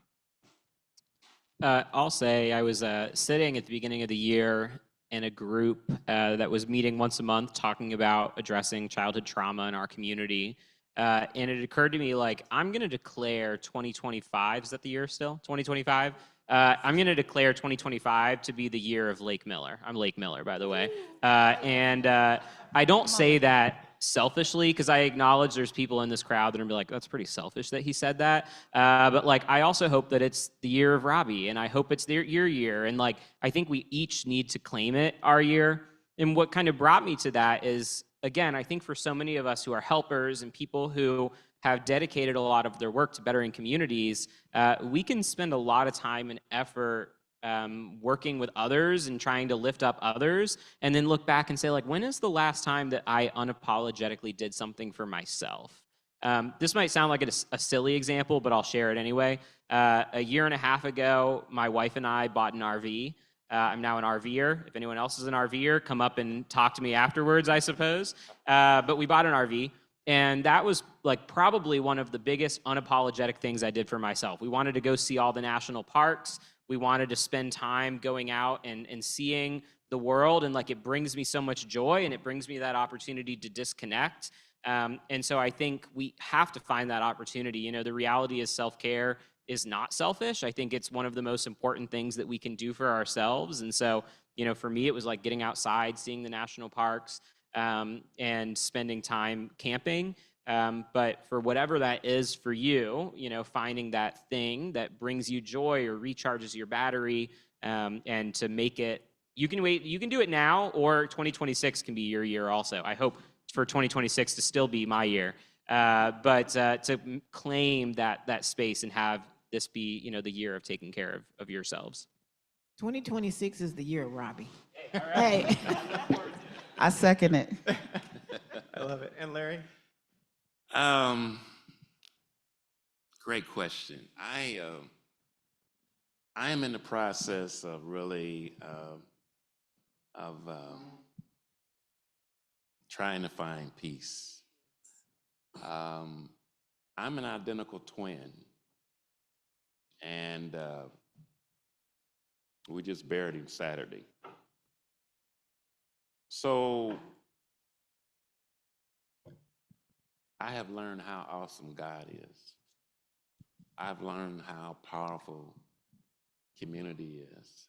That when you have a loved one that passed, we can't be selfish, especially when they're in a better place. So it's taught me to, well, Larry, you always helping people. So why is there a problem when God is helping someone else? None of us are promised tomorrow, even though we think about tomorrow and we plan for tomorrow. But we have to accept the good times as well as the bad times. I meditate. I pray a lot. But here's the good part. I like to stay active. I like to stay involved. This is where I get my strength from.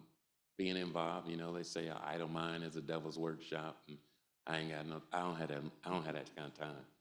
However, though, I just want to share with you, twins are very competitive. So my joy is, one of my friends says, now, you know, your twin is up in heaven, and he's saying, aha, I got here first. So we have to think of the joy and the bright side and the love and just a great opportunity to move forward. And he's going to always be in your heart. So my peace comes from working in the community. My peace comes from, you know, having friends like Robbie call, like, look, you need something, just call me. It does matter. It does matter. But I'll be all right. Thank you, Larry, and thank you all for sharing. I know that was a lot of sensitivity and vulnerability, so thank you all for being willing to share that with the audience today, and that is, I believe, all the time we have for the panel. So thank you all for sharing your insights and for answering questions and for helping the community learn more about how to stay hopeful. And I think, you know, maintaining also your own hope and your own light and your own health in trying times. Thank you all. Thank you. Thank you.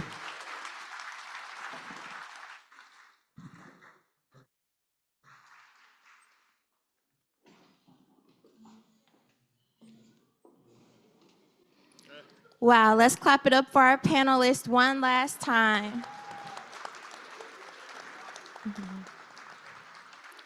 Okay, guys, we'll take a break in one quick second, but we have one more thing that we have to do that is not on the agenda. But before we get to that, I just want to say, as we were talking about hope, I was thinking about, like, what are things that give me hope? And of course, it's my son, as I shared earlier, but the Gem City market that we built together that we can continue to invest in. Yes, clap it up for Gem City Market.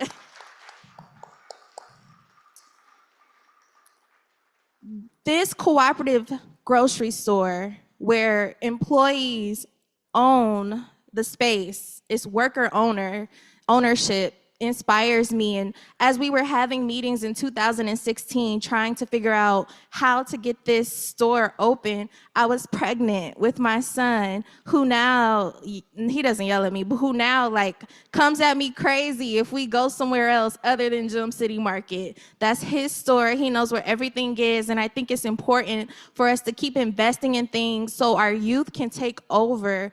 And especially during these times, we need flagships where we have invested in and raised money and put our time and resources into and met countless nights about. It's important for us to invest in our resources. So Robbie mentioned the Sunlight Village. Please invest in our resources. She's been doing this work for a long time, like many of us, but I just wanted to highlight that. Okay, so next up, we have our declaration from the students at Meadowdale Career Tech. They are here to make a declaration. Come on, guys, clap it up.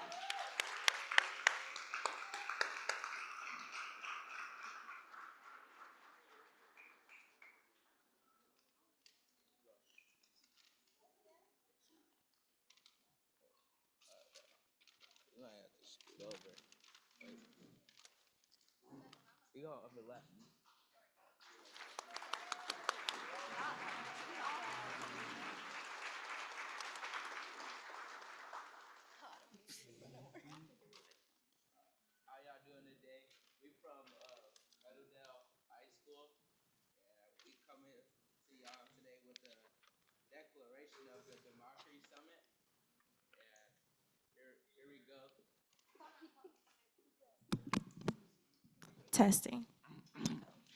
Here y'all, how y'all doing today? we from Meadowdale High School, and we coming to y'all today at the declaration of the Democracy Summit. And here we go. All right, so just say it. We go say it. A declaration to those currently in power. Okay. From those who will soon be in power. What kind of world would you want to live in?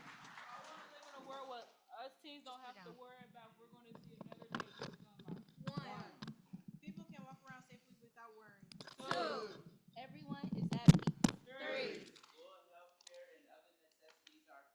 4, jobs pay enough to live comfortably. 5, People are treated equally fairly in 6, 6, 7, the government listens. 8, 9,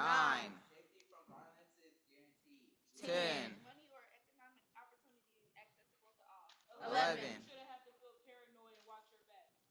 Question to you. What else we add to this list? Come to our session to become a co-writer for the declaration you're about to hear.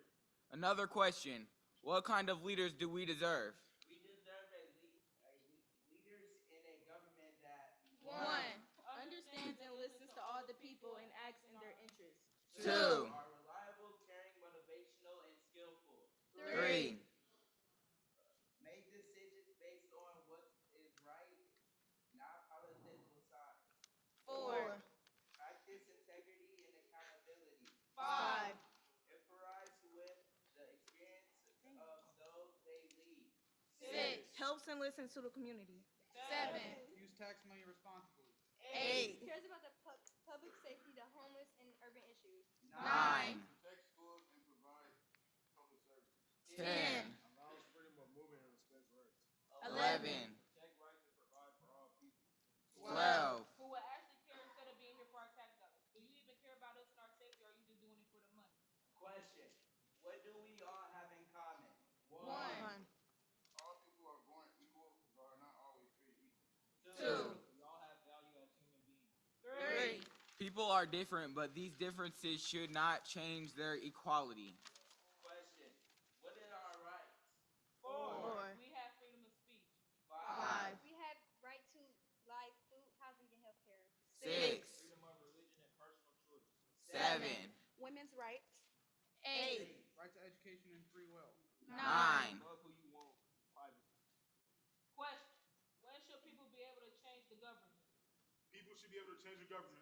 When the government ignores the people needs or safety. 2, When leaders abuse power or act destructively. 3, When taxes or policies are unfair.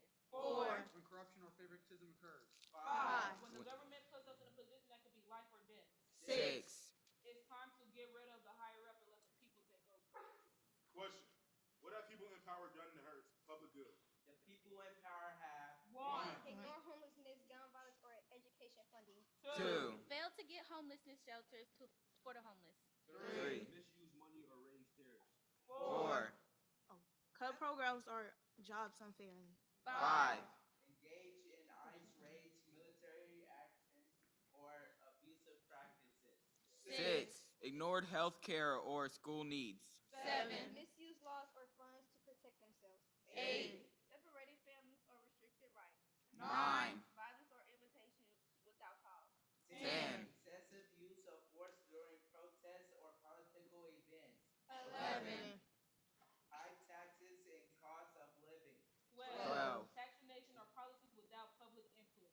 13, Policies favoring the wealthy. 14, Deny justice, voting for 15. Took away women's autonomy and reproductive rights. 16, Took away freedom of speech, religion, and life. Question. What do you plan to do about the problems? We plan to get active. 1. Speak up, protest, and vote. 2, Imagine a future without violence, equality, and fairness. 3, Imagine community solutions and outreach programs. 4, Create a government to protect rights. 5, Vote the leaders out who don't serve us.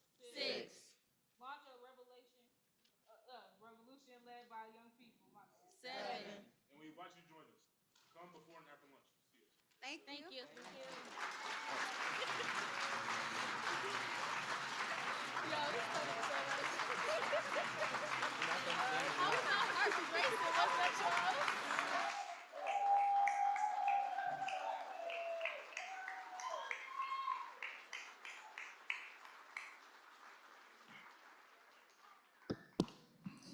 Yes.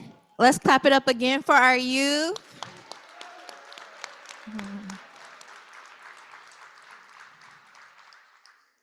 And thank you, Kevin, for making sure that they were a part of the Democracy Summit. Kevin is another Dayton Democracy Fellow who does a lot of things as a teacher and all of that good stuff. Okay, y'all, so now we're taking a break and a few snacks, and then after our break at 11 o'clock, the workshops begin. Please refer to your folder for the list of workshops. I believe the workshops that start at 11 are at the top left in that corner. If you guys have any questions, you can connect with a Charles F. Kettering employee. They'll have the tag at the end. But thank you guys, and see you after the workshop.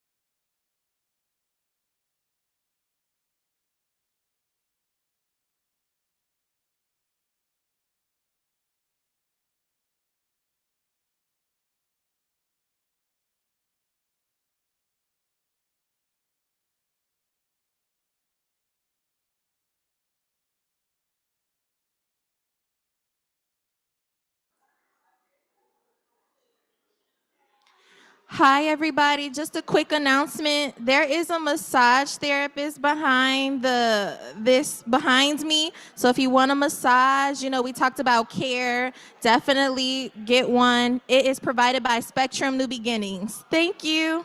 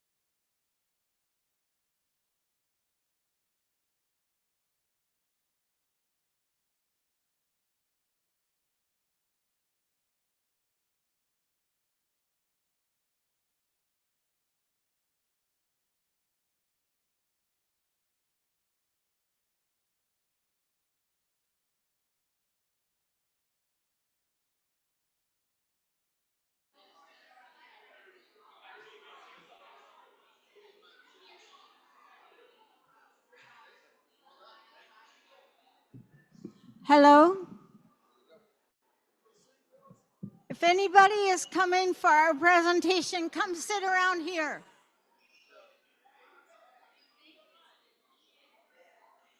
If nobody shows up, we don't have to do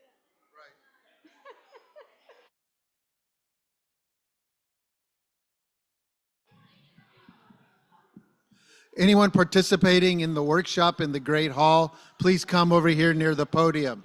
Thank you.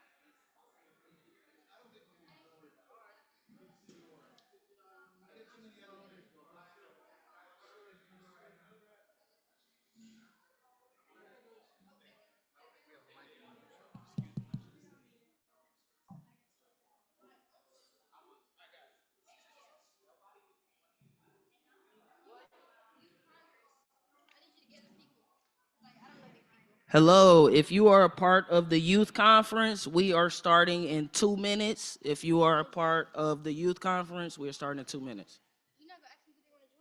Cool. Oh, get your things, okay. Oh, I'm actually inviting you. I'm inviting all you guys. Tell them where it is. It's room 133. Tell them 133. What did he do? Took me to court for voter fraud. You're not serious. Took me to court for voter fraud. Youth Congress 133. Yeah, Come pictures on. of me and my wife and my kid walking in the house, and he had all these witnesses. Yeah, nobody's making a big deal about it, but I guess he said something to Hey, police, Kenny, so now people Kenny, are paying stay on the attention 'cause microphone he next to told me police when it comes to kill you, him. Congress. Yeah, they didn't. No, she didn't. She said it starts Set in me 2 up. minutes. She didn't ask you quick and they doing. I'm so sorry. I know, it's all good. It's all good. This is why we're doing what we're I doing. see you can't read. I ain't say you can't talk. I see you can't read. You ain't gotta read to talk. He did that. He made a big deal about No, it. you don't. The prosecutor came down. Right, but you I don't. would've got I'm not reading arrested. anything and I'm talking shit. I would have had a felony. I wouldn't be able to vote anymore. Thank you. Saying Thank that I you. don't live where I live. I talked to his neighbor. My neighbors are 6 years old. About anything. But yeah, that's Anybody with any common sense. It's a lot about of to people are pretty start. upset about it. I just had so much stuff going on in my personal life. I was like, hey, we'll figure it out. Whatever God wants to do, God will do it. But he really went out of his way to do that. He is. I didn't know he was working on Yeah, he told me Williams, Cruz, Williams, Marcus. He just named all the I'm just a whistleblower. I don't even know anything. Whatever, man. So he blamed it on all of them. It doesn't stop the motion.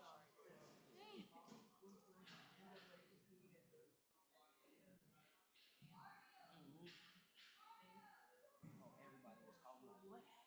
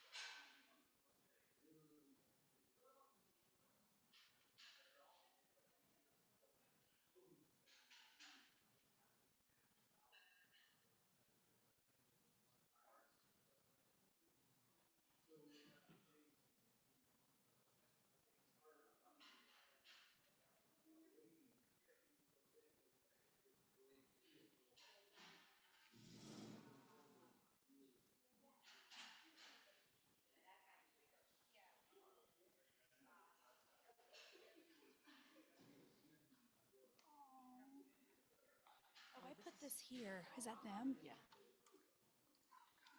Here, here, here.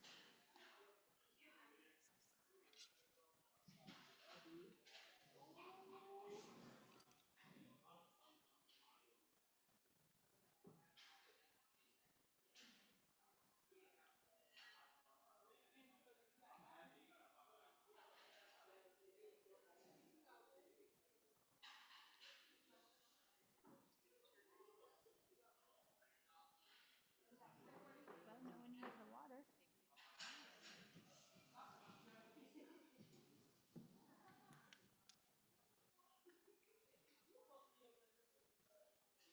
I'm gonna put this in one of the little bins.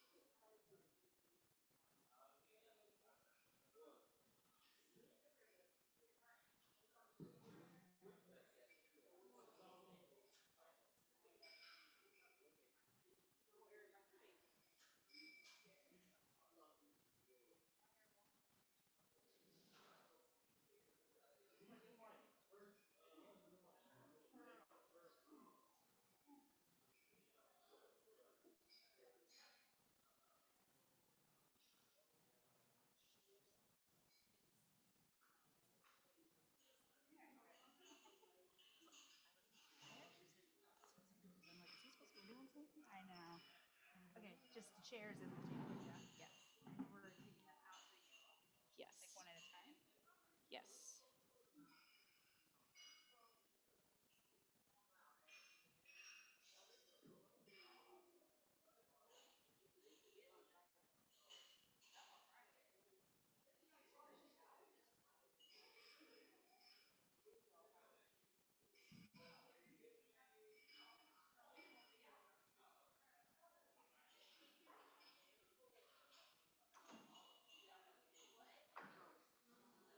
And the tables? Yes, yes.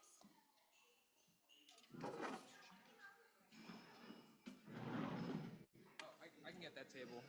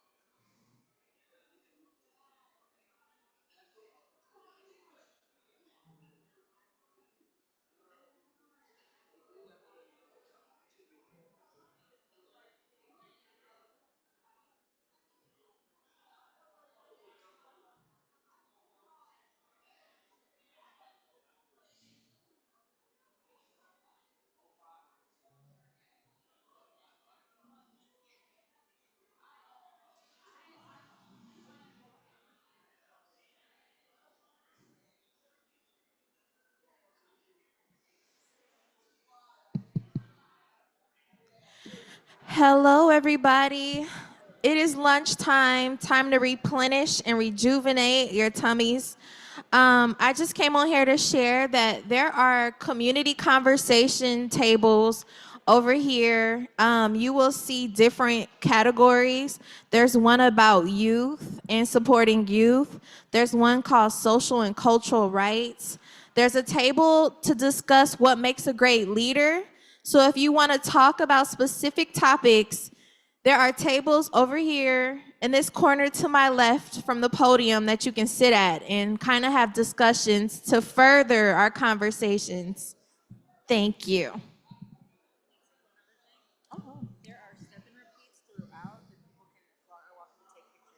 Okay. Also, guys, if you want to get your photo shoot on, there are step and repeats all around here. So we encourage you to take pictures, post online. There's a couple professional photographers that'll take your pictures as well. So don't be shy, be famous. No, I'm kidding. Thanks.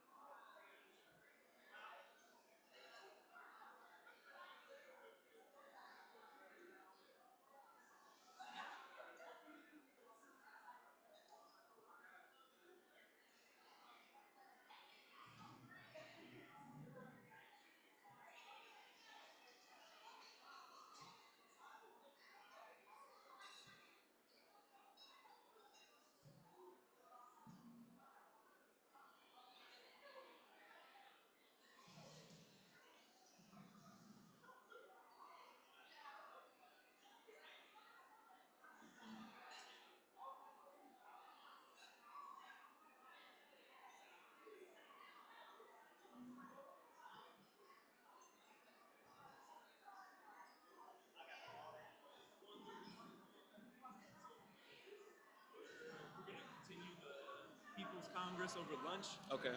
We had a great discussion. Okay. You can come and join us in room 133 and bring your lunch over there. We'll be. Oh wait, hold on. Yeah, I was gonna say yeah. Well, Let me just ask real quick. Yeah.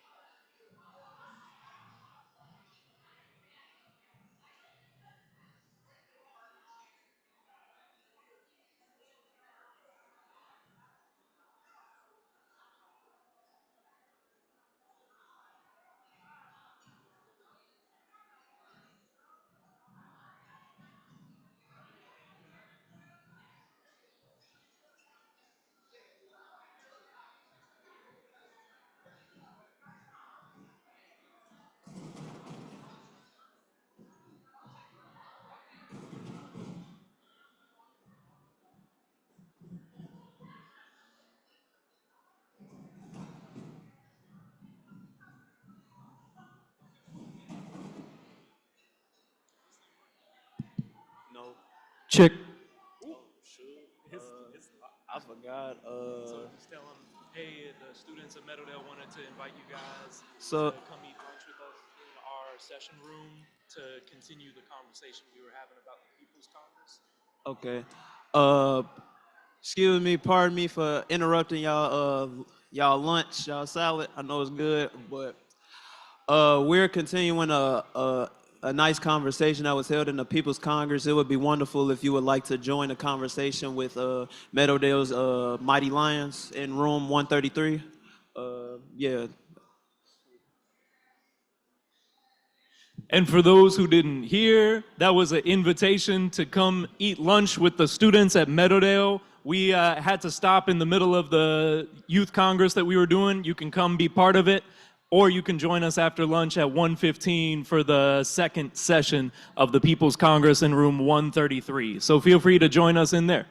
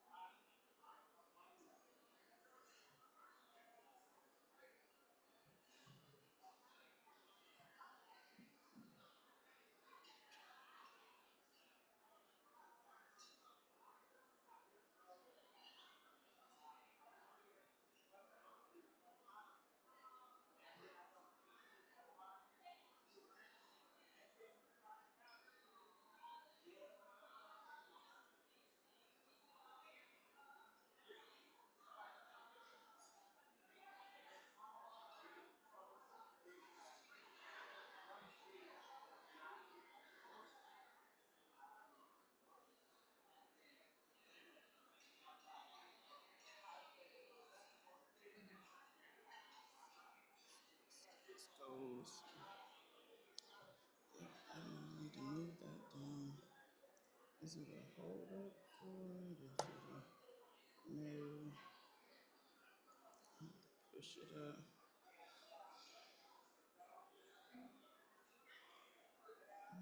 Okay.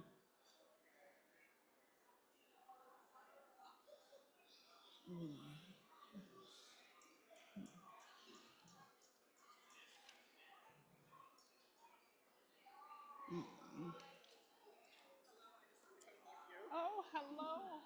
And give you some lovin's. I saw you.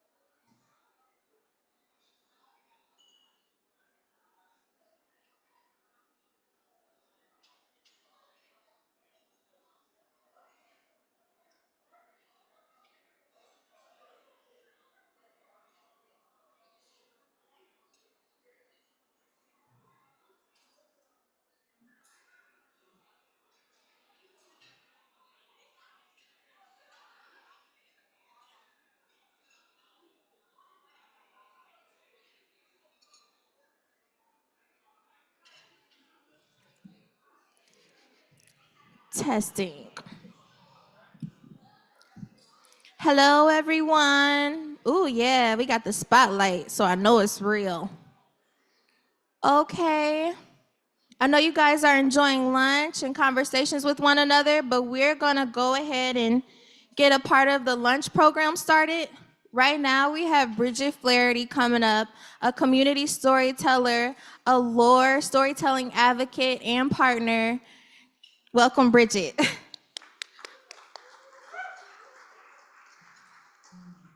Thank you, Tejal.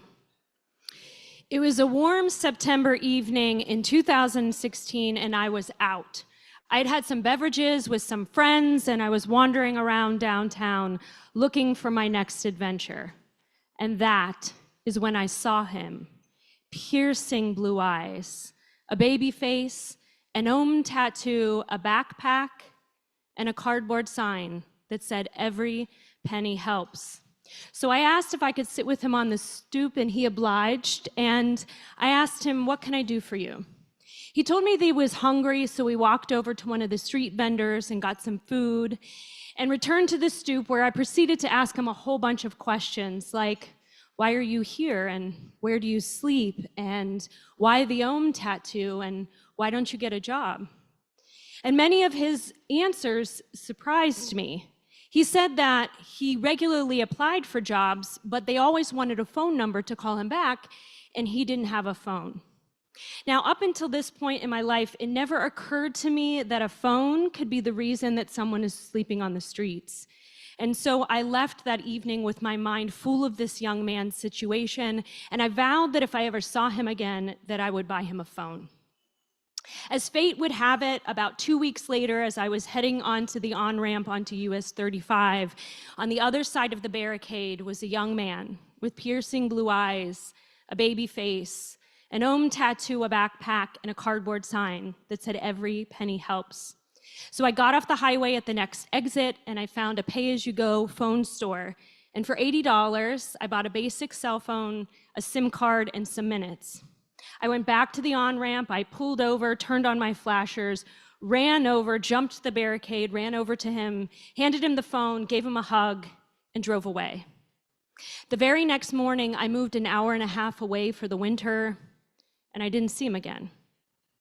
About a year later, in October 2017, I volunteered with a project here in Dayton called The Longest Table. The Longest Table sought to bring together people from all over the Dayton region to share a meal. More than 500 people had signed up, representing more than 50 zip codes. It was a warm 70 degrees when I arrived to check in as a volunteer at 2 p.m. The dinner table spanning the Dayton Peace Bridge over the Great Miami had been divided into table sections of 6 people each, a table host volunteer like myself, and 5 people strategically chosen to represent different parts of the city to facilitate diversity, discussion, learning, and community building. After volunteer orientation, I headed over to the bridge to find my assigned table section 43. And that is when I saw him. Standing beneath the peace sign on the Dayton Peace Bridge was a young man with piercing blue eyes, a baby face, an Om tattoo, a backpack, and a flower behind his ear. So when I went up to him and I said, "I don't know if you remember me, but about a year ago," and he interrupted me and said, "You gave me a phone on the on-ramp." So I asked him how he was, what he was doing, what he was up to, and he told me that he had a job at McDonald's and a place of his own. So I gave him a hug, and with tears in my eyes, I invited him to join The Longest Table. He told me that he felt called to stand beneath the peace sign for a while, but that he would find me to say goodbye before he left.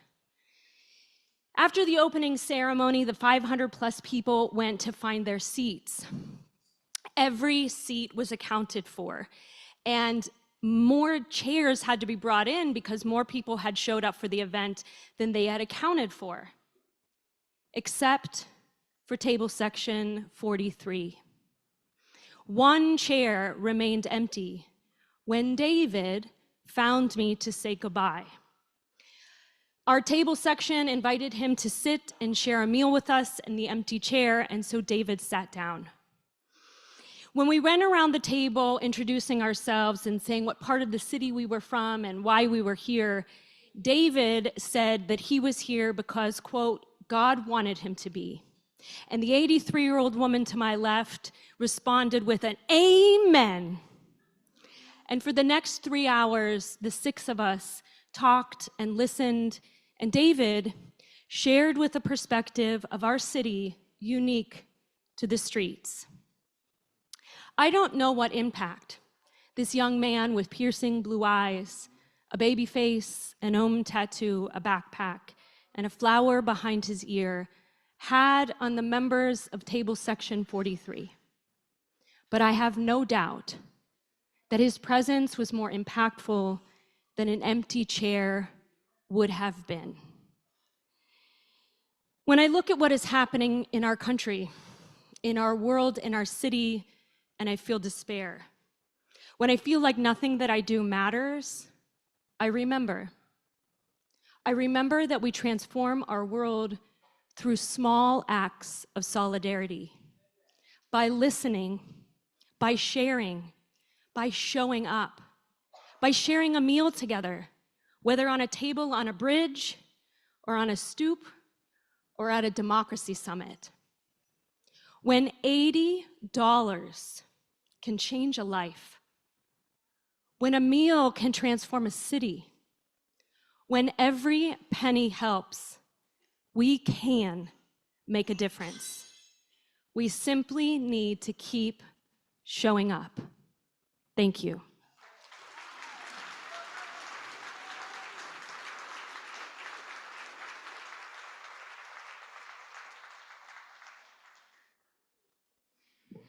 I'm a little shy when it comes to like call to action with the audience, but I really want to know how many of us are still willing to show up. I mean, you guys showed up today, so that's number one. But like, I don't know, I would just feel like really good if we recommitted to showing up together right now. So if you are committed to continuing to show up, no matter what evil is saying right now, let's just say I together, okay? 1, 2, 3, I. We're all willing to show up. We just made a verbal promise to each other, so don't you forget it.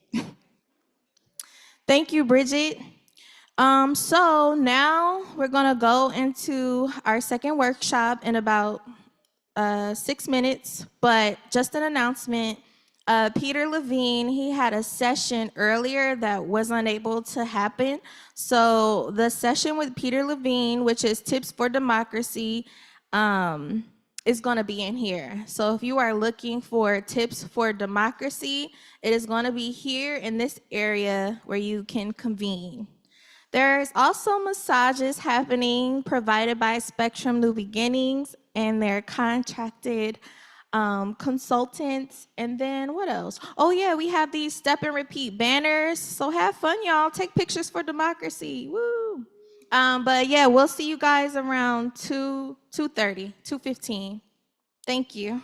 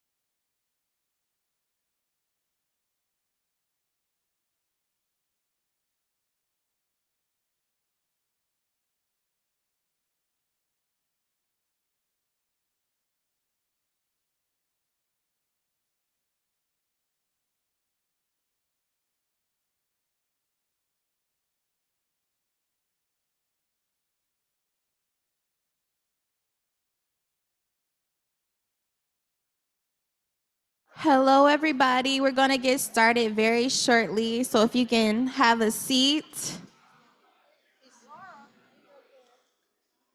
Hey, Ted.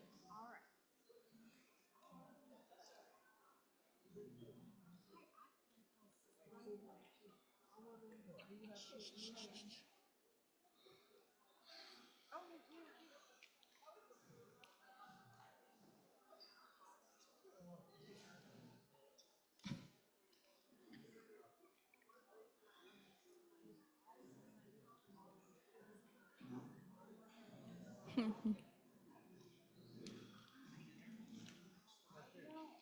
Hannah.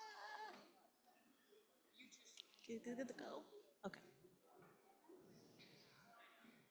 Let me know when you're ready, doctor.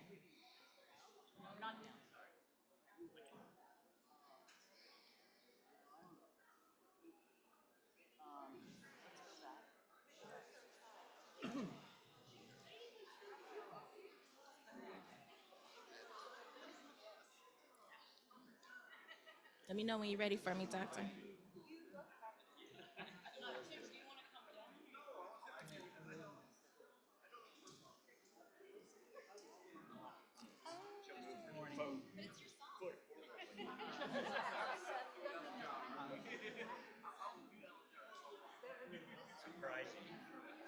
No rush.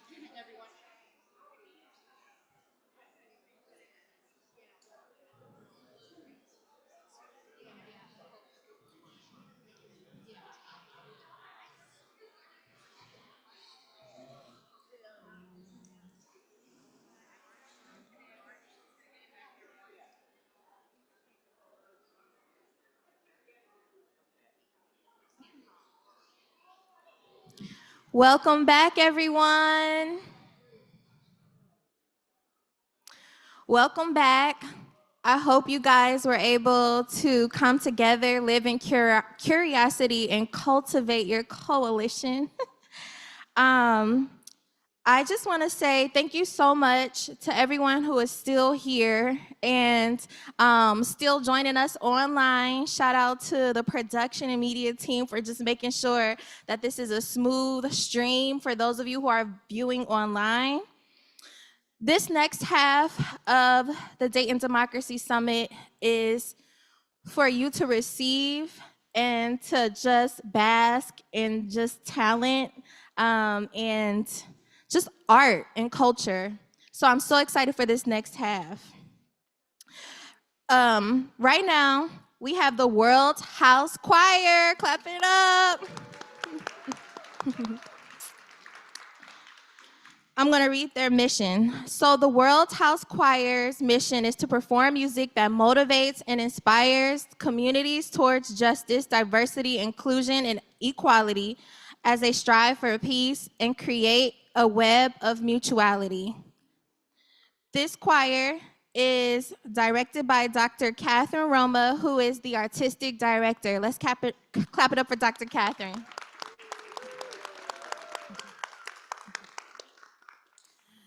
She also shared that this is a choir of 100 people, but today we have 35 wonderful souls here who have taken the time to share with us their art. So let's clap it up for the World House Choir.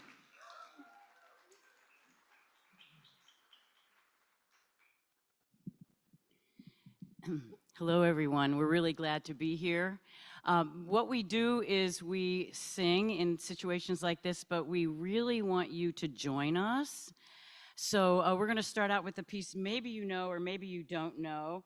This is my song. We're going to start out, and then we're going to ask you to join in with us.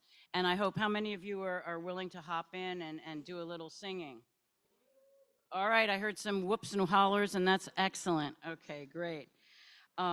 Here we go. We're going to go do our first piece. This is my song.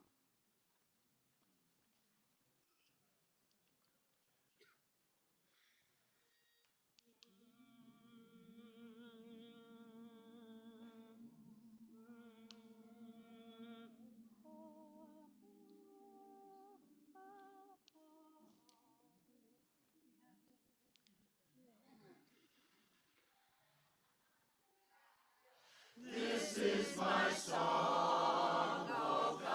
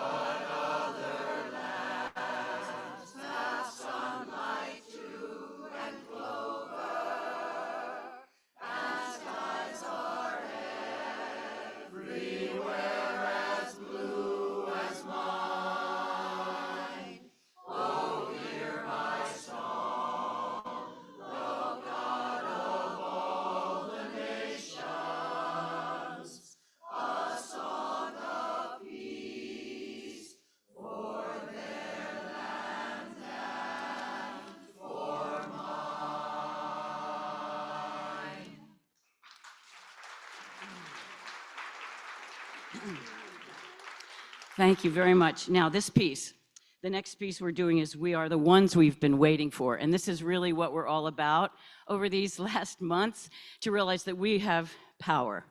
The power of the people is stronger than the people in power. And so we just have to come together. So let us, we're going to teach this to you. So we have 2 parts, and then we'll sing in 4 parts. Are you ready? We are the ones. There's a part that just is going to say, we are the ones, we are the ones, and then we'll bring in the melody. But here's the first part.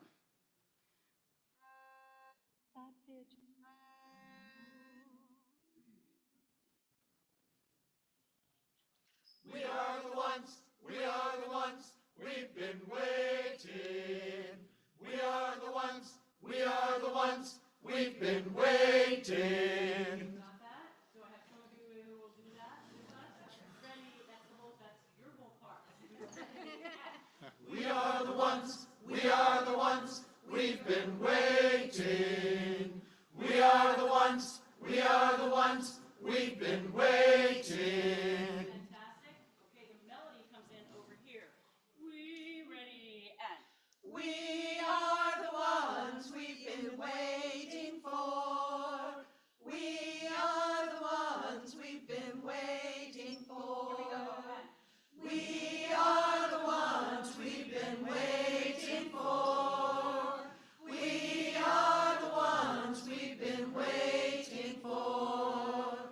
We are the ones we've been waiting for. We are the ones we've been waiting for. you're amazing. Really great. I don't want to forget to tell you that this music is by Dr. Bernice Johnson Regan, and some of you may be familiar with Sweet Honey in the Rock. And the words are by June Jordan. And then it was arranged, the arrangement we're doing is by Dr. Issei Maria Barnwell, also from Sweet Honey in the Rock. So are you ready to join us? Do you think you haven't had enough rehearsal? Let's try it.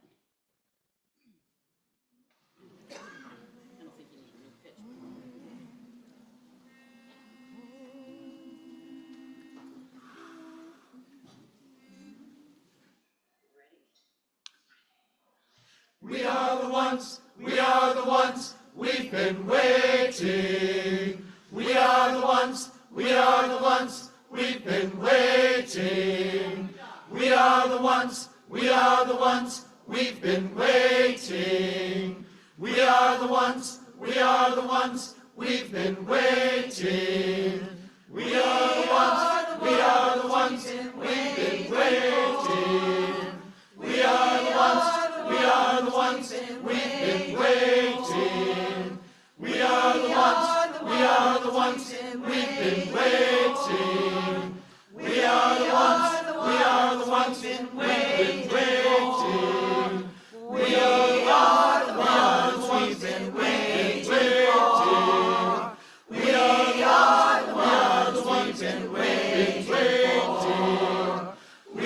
the ones, we've been waiting. We are the ones, we've been waiting. We are the ones, we've been waiting. We are the ones, we've been waiting. We are the ones, we've been waiting. We are the ones, we've been waiting. We are the ones, we've been waiting. We are the ones, we've been waiting.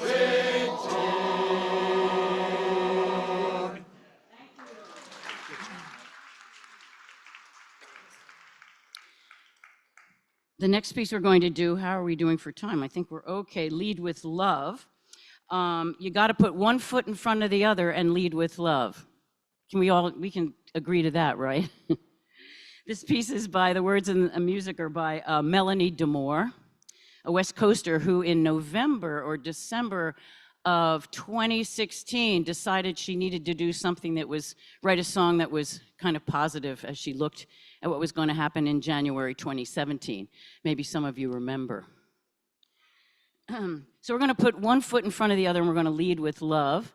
And we're going to teach this melody to you so that you will sing it with us.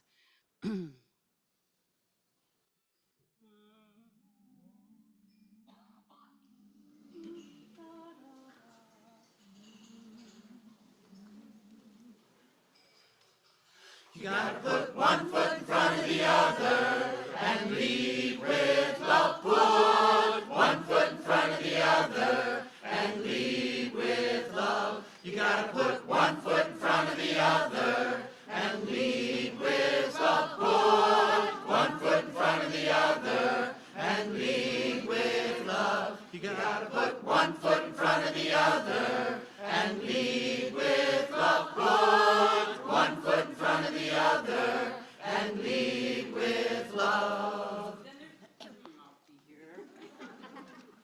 Then there's going to be a call response. These sopranos over here are going to call out some words to you. We're going to respond, and we hope you'll respond with us with the verses. And then we'll keep that going. Are you ready? Here we go. 1, 2.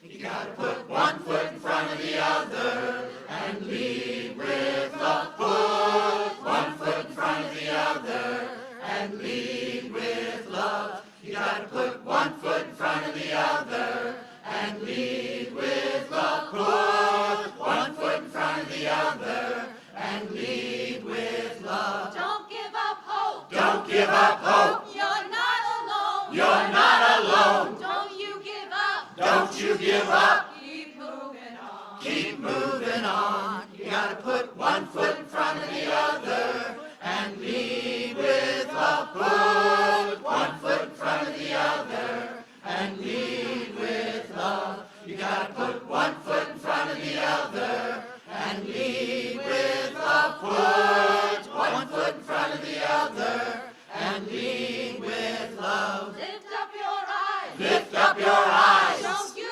despair. Don't you despair. Look up ahead. Look up ahead. The path is there. Your path is there. You gotta put one foot in front of the other and lead with love. Put one foot in front of the other and lead with love. You gotta put one foot in front of the other. One foot in front of the other one. One foot in front of the other. One foot and lead with love. I know you're scared. I know you're scared. And I'm scared too. And I'm scared too. But here I am. But here I am. Right next to you.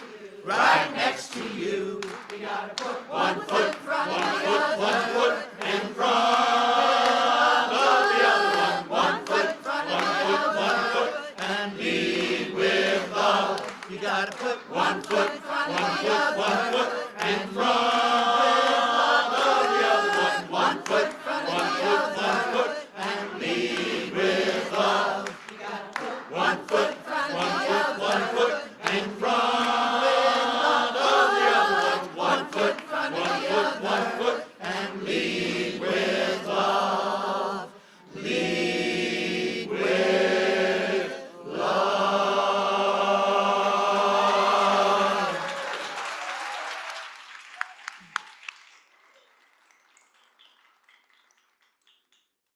I don't know, how much time do we have? Is there a timekeeper? Keep going. We have 2 more songs. Do we have time for 2? 2? 1? Let's just do 1. Okay. I want to respect, because there's a phenomenal poet that's coming up to follow us, and I wouldn't want to take 1 second of her time. This piece is called Never Turning Back. We want you to join us with this one as well, by Pat Humphreys. She works with a friend of hers. They've been writing songs since the folk music since the 80s. And the group is called Emma's Revolution. Never Turning Back. So let's see if we can get you going on this one. You've been fantastic. Let's see. You guys know you're not have to worry, right? Right. Don't worry. No worries. We got it. They got it. Oh, whoops.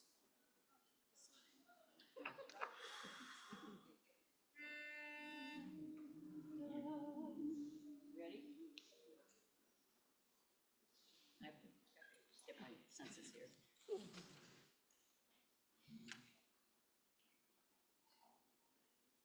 We're gonna keep on moving forward. Keep on moving forward. Keep on moving forward. Never turning back. Never turning back. Jump in. We're going to do that verse again, and we're going to add some verses about the contemporary situation that we're in right now.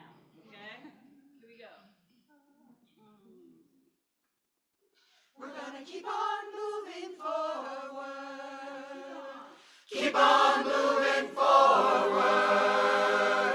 Keep on moving forward. Never turning back. Never turning back. We're gonna fight for our democracy. Fight for our democracy. Fight for our democracy. Never turning back.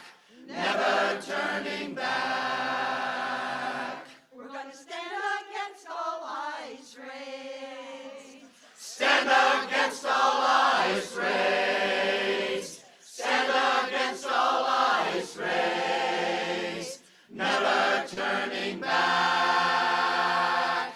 Never turning back. We're gonna take care of each other.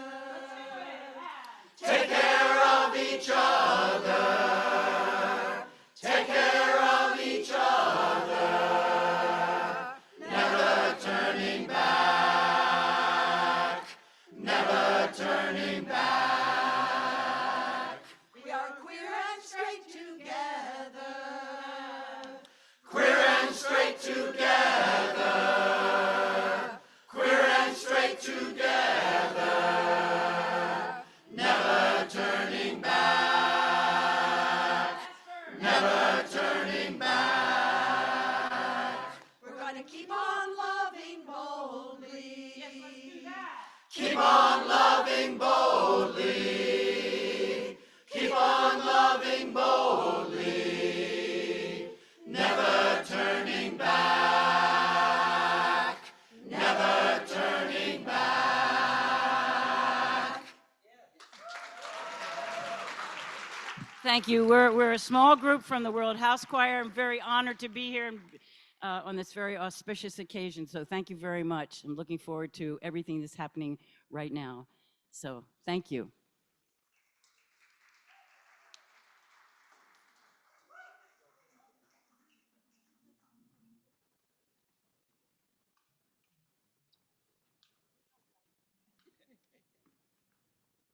Let's keep clapping for the World House Choir.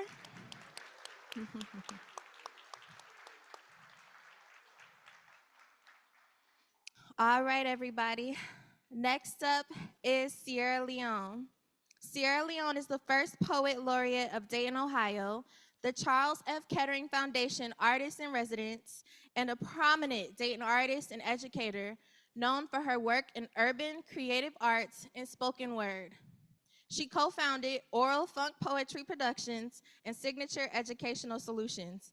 Sierra holds degrees from the University of Toledo and Wright State University and has dedicated her career to community empowerment through the arts. If you don't know, you about to find out about Sierra Leone. Clap it up for Sierra.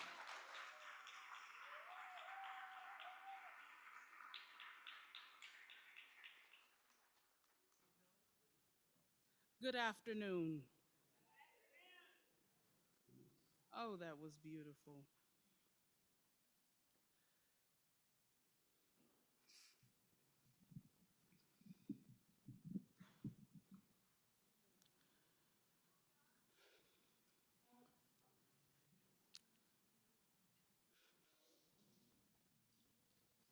The piece I'm going to share today, it took me on a journey through the archives, landmarks, and Dayton's cultural history.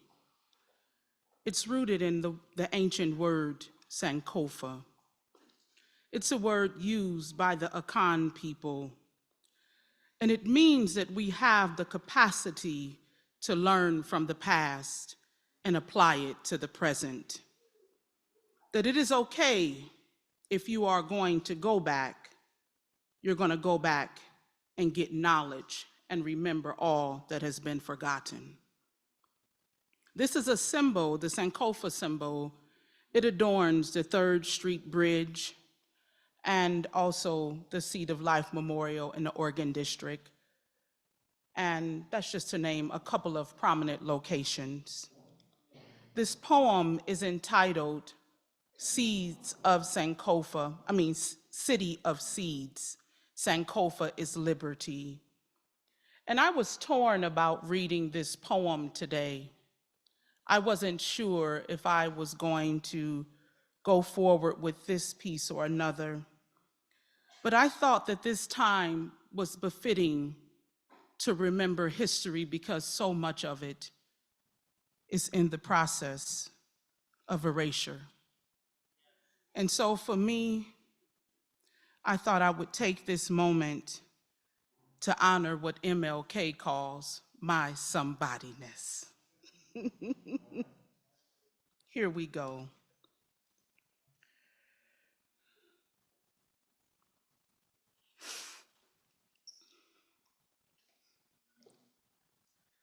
We are reaching back to 1798 and 1802 to pay homage, back to the first two Native Blacks listed on Dayton Township's records as property tax, back before the oldest AME chapel on Hoover Street had an indoor edifice, back before Wheeler's American Sons of Protection could protect residents, back before manacled voices and bodies of colonization traveled up the Ohio River to Pioneer and Springboro Underground Railroad stations, back before Elizabeth Harvey built the foundation that Louise Troy stood upon some 30 years later to become a pioneer of Black education, back before dirt roads beneath our feet became bedrock to a city of seeds and home to the ether and air of innovative discovery, back before when Ohio lands were originally indigenous territory owned and occupied by the Osage, Miami, and Shawnee. A 1795 Greenville Treaty is how they became displaced, and Ohio, Indiana, Illinois, and Michigan became states. As the natives say, every nation has a trail of tears. Ours trace back past oak tree iniquity, dilapidated landlocked coal mines, steel mills, glass factories, back past eerie man-made canals, tributary riverbanks and lakes pouring into major waterways, flowing side by side down past crops, livestock, tobacco farms, rice plantations, cotton fields, and the evils of Black body experimentation, back before sharks followed slave ships and commodities for sale were gold, salt, ivory, spices, diamonds, and rice, not human life. Back when we were home, when the Akan spoke of a mystical curved-necked bird, feet firmly planted forward, head facing backwards, cradling an egg, back before we go forward, back before we go forward. Ring liberty for the Monty of gnarled hands that placed prayers in every road paved and brick laid. Ring liberty for Major Martin Delaney and his Union Army and Infantry, for Dayton's celebrating Emancipation Day since 1863. Ring liberty for William Jenkins, the first Black patrolman, and others like him, for abolitionist allyship, advocacy, and solidarity. Ring liberty for Dr. Bud Barnes, the first Black clinician, for Joshua and Matilda Dunbar migrating from Kentucky. Ring liberty for majors and minors of Oak Tree and Ivy. Ring liberty for Bishop Daniel Payne and his enduring love for learning, for Margaret Peters and our Afrikaner elders and Midwest culture keepers, for Geraldine Blunden using dance as humanity's healing. Ring liberty for the haven of churches and communities speaking justice to power in the face of the forgotten. Ring liberty for the narrative of rural and urban Rust Belt ingenuity for folks like Charles F. Kettering, for Dayton becoming the first sanctuary city, for those of us who believe in prioritizing hungry bellies over hurling hurt. Ring liberty, for we are the ones. We are the grassroots seeds. People, together, we can ring, ring, ring, ring. Thank you.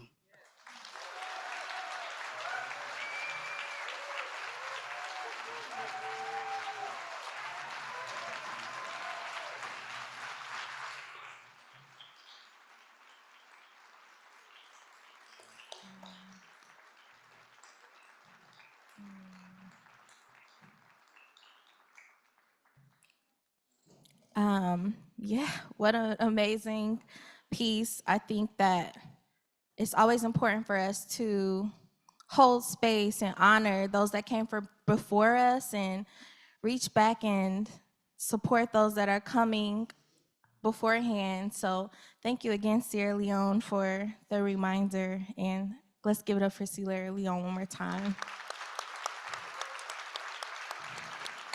Wow. All right. I want to invite up Sharon Davies, the CEO and president of the Charles F. Kettering Foundation. Let's clap it up.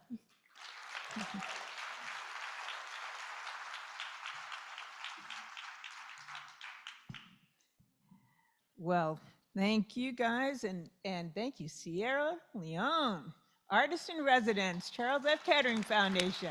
That was beautiful, moving, inspirational, Sierra, thank you so much.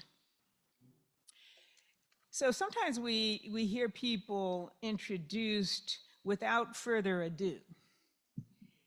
And you might think that our honored guest today doesn't really need an introduction. But Bishop Barber, I'm going to give you one anyway.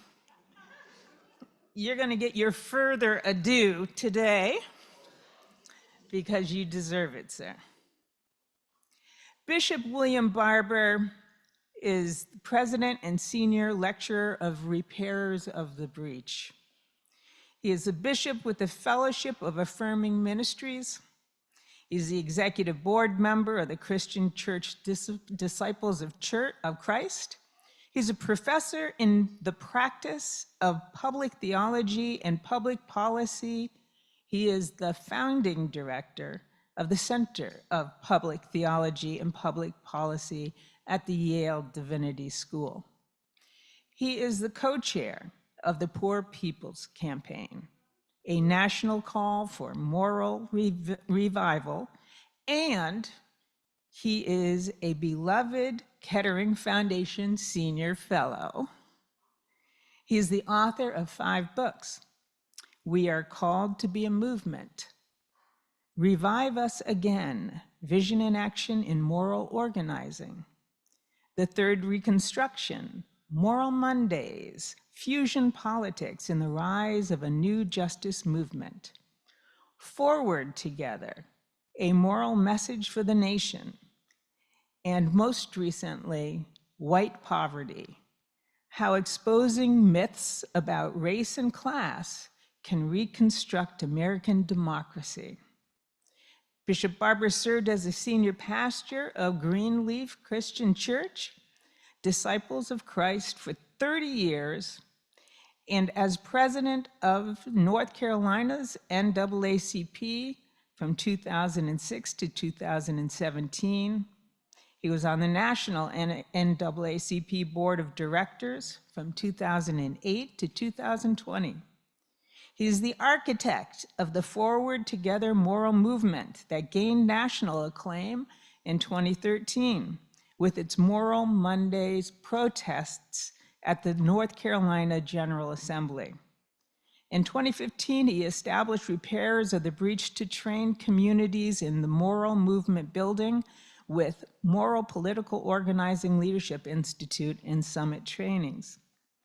He co-authored the 1968 Poor People's Campaign, organized by the Women's Rights Movement, Reverend Martin Luther King Jr., the Workers' Rights Movement, religious leaders, and people of all races to fight poverty in the United States.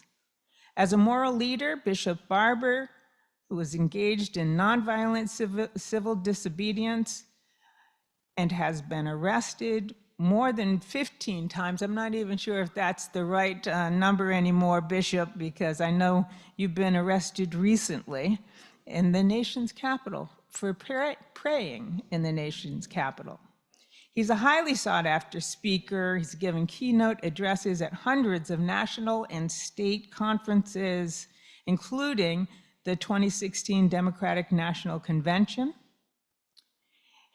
and a prayer service for President Joe Biden and Vice President Kamala Harris, prayers at the Vatican, and prayers at the Pontifical Academy of Social Sciences. He's regularly featured in media outlets like MSNBC, CNN, and NPA, and the New York Times, the Washington Post, and The Nation magazine. He's been named one of 2020's BET 100 Entertainers and Innovators.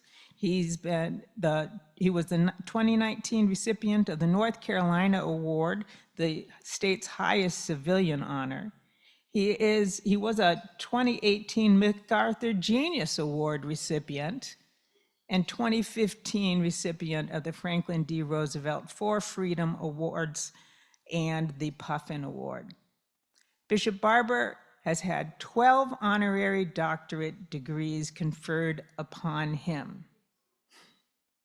He earned a high school degree from Plymouth High, a bachelor's degree from North Carolina Central University, a master's degree of divinity from Duke University, and his doctorate from Drew University with a concentration in public policy and pastoral care. Bishop Barber, we are thrilled to welcome you to the podium and back to Dayton, Ohio. Let's give him a round of applause.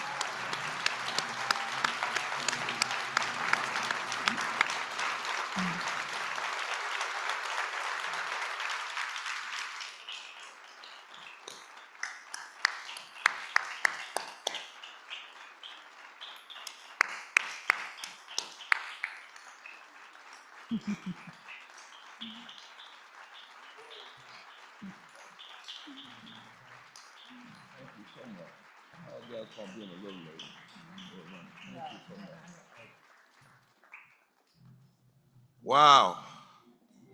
Well, we have a saying sometimes in certain situations in the church.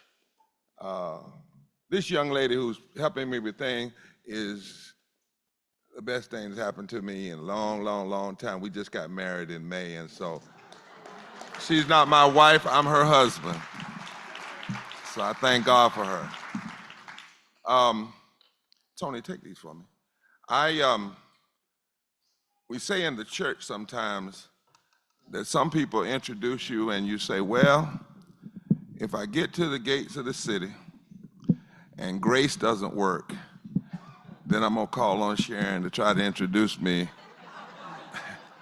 But we're so thankful. And let's she is, in a real sense, taking the Kettering in some places it has wanted to go but didn't go, and is now going and growing and growing and growing. And the staff, where are all the staff and Sharon? Let's everybody stand up for them, for Kettering and the staff. Sharon and her staff, the fellows.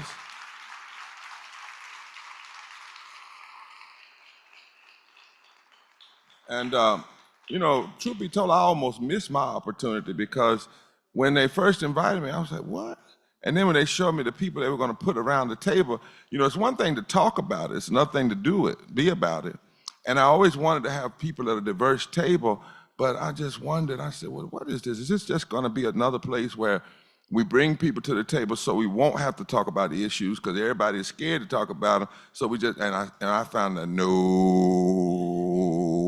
this is a place where we respect views, we build friendships and relationships.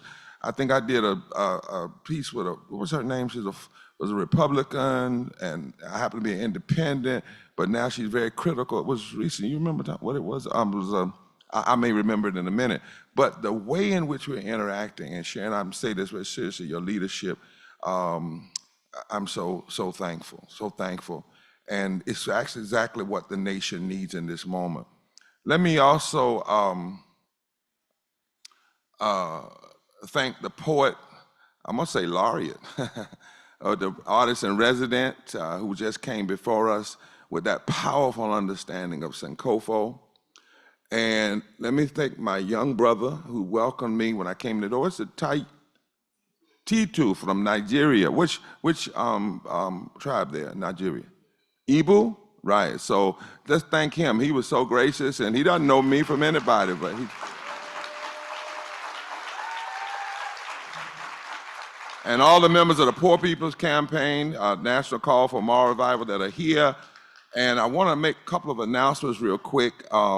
In November, you're all going to get it soon, Repairers of the Breach and Moral Mondays are going to hook up with Indivisible, and we're going to do a massive Moral Monday across the nation and invite people to engage in various forms of moral action, because the truth of the matter is only moral frameworks have the language to challenge authoritarianism. I'm in conversation with a number of experts in authoritarianism, and they say in a moment like this, if people of faith, this is not to the dismay or dislike of people not of faith, but people of faith have to speak in this moment, have to be engaged, because faith has a language, a prophetic language that can take on authoritarianism. And authoritarianism is not just one person. It is what we call in the scriptures wickedness in high places.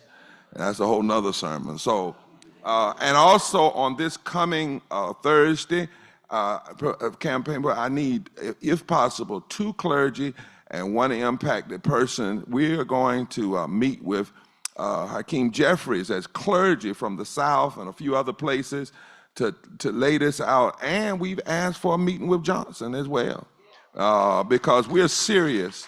We have a responsibility to talk to anybody and either call them to repentance or challenge what they're doing. But what we don't have the opportunity, the responsibility to do is be quiet.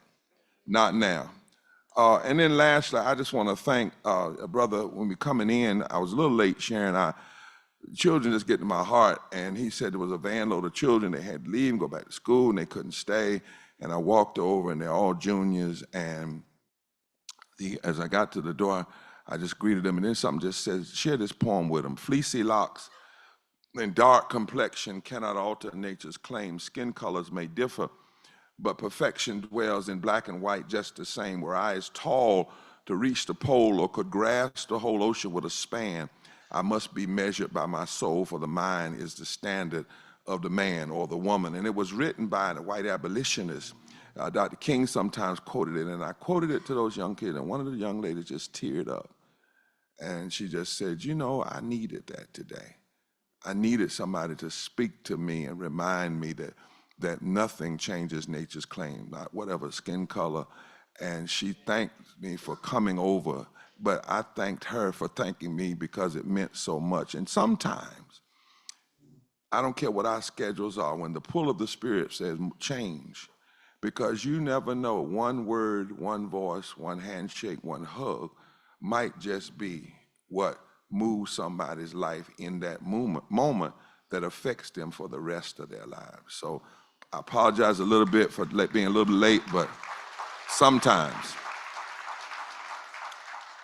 What it takes to change a nation's heart So I want to talk about today. Earlier this year, Trump's first State of the Union was on the night before Ash Wednesday.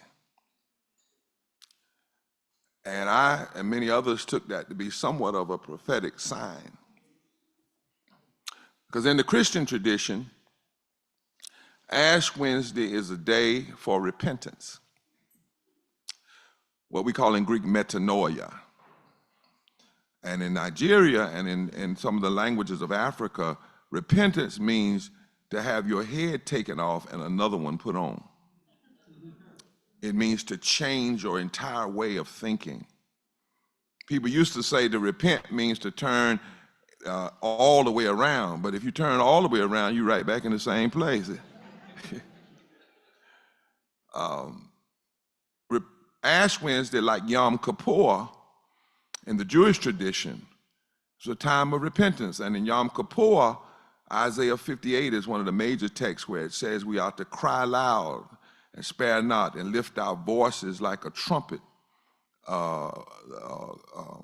Kol shofar is the word in Hebrew. Lift our voices like a trumpet and tell the nation of its sins. And I heard what my native ancestors called the Great Spirit saying this past Ash Wednesday that we need to call this nation and its leadership to repentance. And so we had a special online State of the Union that more than 250,000 people showed up to on, what's his name, honey? Black, not Lawrence, come to me in just a minute. What's it? Roland Martin. And repent of what?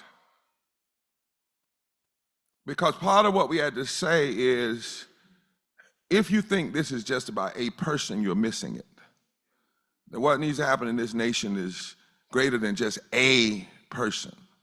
There's a scholar out of Atlanta that says much of what we're seeing is the iconography of a too often repeated reality. And that sometimes a person, authoritarianism and neo-fascism do like to focus on a person, and they like to get us focused on a person so that we miss the real foundations and the roots and the systems, the organization that's upholding it. So one of the things we said in that speech, we had to repent of the idolatry of certainty. Della first gave me that when she said, you need to look at that movie called The Conclave. And in that movie, he talks about how white supremacy, well, in that particular movie, how it is the idolatry of certainty. Anytime you think that you are certain who has it and who doesn't have it, who's good and who's not good, who's smart and who's not smart, who's top and who's not, that kind of idolatry can lead to all kinds of ugly things, from Jim Crow to slavery to the destruction of indigenous people, the idolatry of certainty. We need to repent of the tyranny of technology. Nothing wrong with technology, but this new notion of technological feudalism that is pushed by people like Elon Musk and others, where they literally believe only the folk that know technology should be doing anything, should be leading anything. Because technology allows you to be cold, shark-eyed, hard, dismiss other people's personhood. Then we need to repent of the disregard for humanity. It was around about that time that some people had gotten a letter, Dollar, in their emails asking them to prove that they were a person. And when I heard that people got that letter, I thought about slave patrols. Because that's what slave patrols would tell people, show me your papers. And whenever we start going down that road of saying based on something as accidental as color of skin, you have to show me your papers. We need to repent of that disregard for men. We need to repent of the denial of equality and the betrayal of liberty. In other words, the misuse of freedom. You know, we're not just free to do whatever we want to do. You know, some years ago they came up in the law and said you can't just get in a crowded room and say fire because you feel like it. And then some people get killed and you say, well, I didn't have anything to do with it. No, our freedom has to have guidance. Guidance. And then we have to repent of this myth that poor people and low-wage people are our problem. They are the problem of society. And as a bishop in the Lord's church, I think this moment is still trying to tell us something. You know, when we had a similar moment, this is not the first time we dealt with authoritarianism, by the way. You all know that in American history. It's not the first time we've dealt with neo-fascist attitudes, not the first time we've dealt with it. Back in 1850-something, 57, I believe it was, the Supreme Court was stacked intentionally by slaveholders. And they took on a case called the Dred Scott decision. And they voted unanimously that black people had no rights that a white person ever had to pay attention to, because the goal was to maintain slavery, not for the color of skin, but for money. As Ibram Kendi reminds us, you miss it if you think that racism and slavery in this country began first as a dislike of color. He said it began first for a love of money. And then the color piece was added on, and perpetual slavery, that was added on. In other words, who will we make this money off of? That became the question. And thank you so much. Was talking about in 57, they passed it, and Frederick Douglass got depressed. He literally said, this is it. This is nothing we can do in this country. It's over. Frederick Douglass, the man that we hear that was so strong, the great orator, he went to Philadelphia, put his head in his hand, and said, I'm through. There's no hope. And two things happened to him. One was that Harriet Tubman saw him one day like that, and she screamed at him and said, Frederick, is God dead? Now, I didn't say it in the voice Harriet used because I didn't want to scare you all, but now that you have it, I can say it how she said it. Frederick, is God dead? And Frederick said it shook him because he, for a moment, had allowed this stacked Supreme Court to become his God. And when he was shaken from that, Frederick said, I got to speak about this. And he asked the Abolitionist Society to let him speak in 2 months. And he spent time writing a speech. And he opens the speech talking about how monstrous the decision was. He goes on for 40 minutes. He says, everything is against us. The magistrates are against us. The army is against us. The courts are against us. And you would think if you stop reading that speech that it ends with that kind of dismay. But then, because he has recentered himself on who is his ultimate trust and hope, and because he has recentered himself that even in every bad moment, something is being taught. My grandmother used to say, a broke clock is right twice a day. And Frederick ends by saying, as monstrous as this decision is, I now receive it with a cheerful spirit, because I can now see that as terrible as it is, maybe this is a necessary link in the chain of events that will create the kind of pain that will cause everybody that's needed to come together to destroy the vestiges of slavery. So therefore, he says, in this moment, it is not teaching us to bow down. Instead, this moment is calling on us to intensify and embolden our agitation.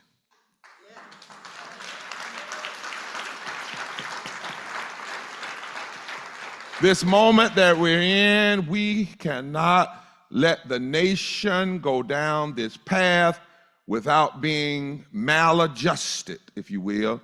We cannot adjust to the evil actions, the greed and the love of money and the hatred for people that we see being perpetrated.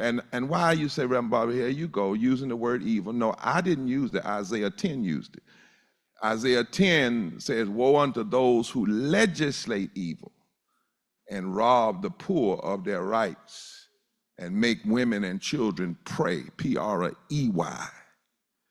And a sociologist in the 19th century said that whenever you pass a piece of public policy and you know that it's going to cause destruction and death, he said you must call it policy murder or policy violence.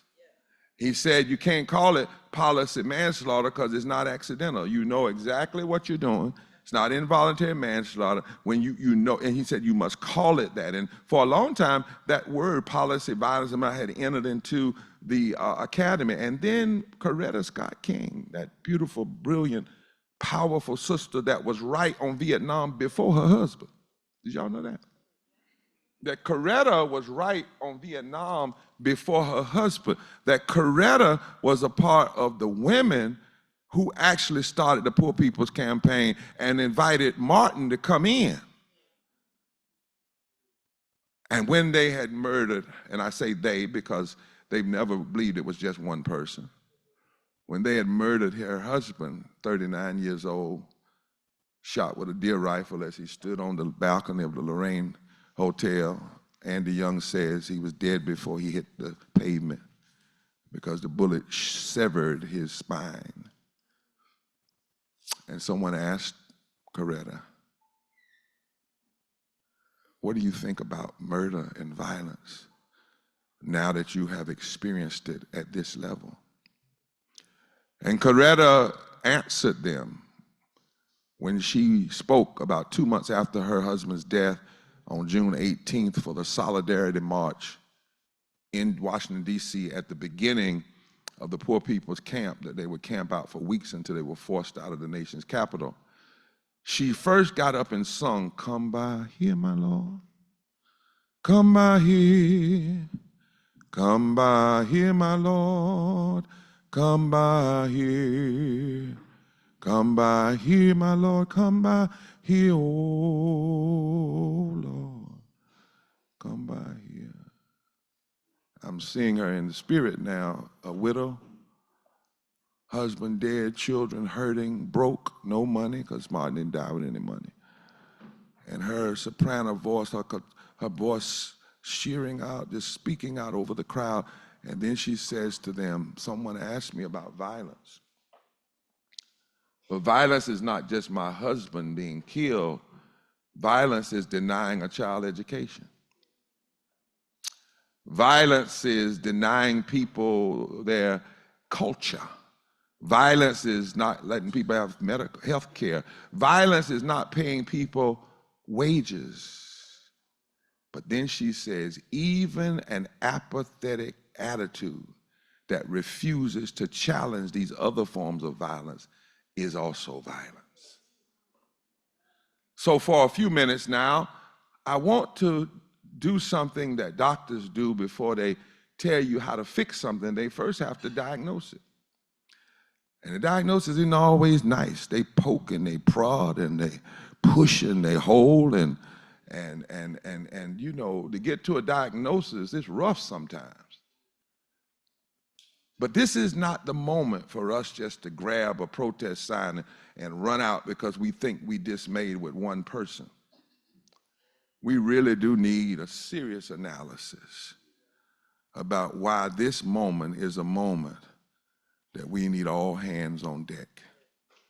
Because we are not merely facing in this moment a crisis of democracy. I would suggest we are facing a crisis of civilization itself.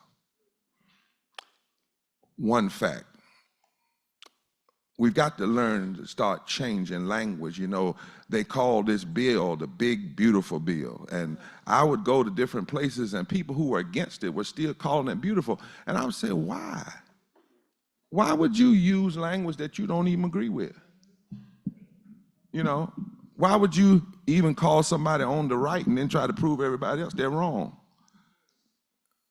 I said, why not call it what it is? When you look at it, what you're dealing with here is a big, ugly, deadly, destructive bill. That's what you're dealing with.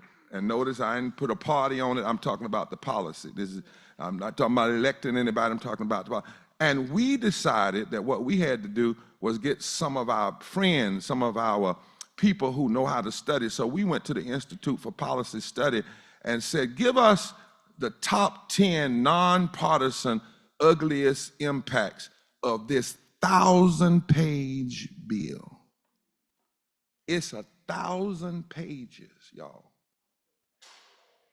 And when you read through this bill, you see the policy answers to 2020. What's that, Project 20? But you also, if you read it, can see into the future. Because the truth of the matter is, a lot of what we see going on now is not about 2025, it's about 2035. When the country will no longer be majority white, it'll be 33, 33, 33, or headed that way in a way that it can never be turned around, which means the very demographics of the nation are going to force us to have to get along. It's going to force another kind of politics. Now, there's two ways you can approach it. You can be glad about that and work toward it, or you can decide that your goal in politics is to stop it from coming or to slow it down or to make sure when your kind of meanness can never again get elected, you have destroyed the government in such a way that, like Mandela, by the time he got out, he was president with no power, no money. The military, he didn't even have the military, he had no money to cut the rope. So all that he wanted to do and had dreamed about doing in prison, so much of it he couldn't do. Because by the time he got elected, apartheid and those working apartheid had worked so hard. They knew eventually they were going to have to let him go, but they worked so hard at dismantling the government. And I believe what we're seeing right now is a dismantling. And this big, ugly, deadly, destructive bill was passed by a Congress that won by the narrowest margin. Do you know 90 million people didn't vote in last year's election, and the congressional majority is the way it is because of only 7,000 votes.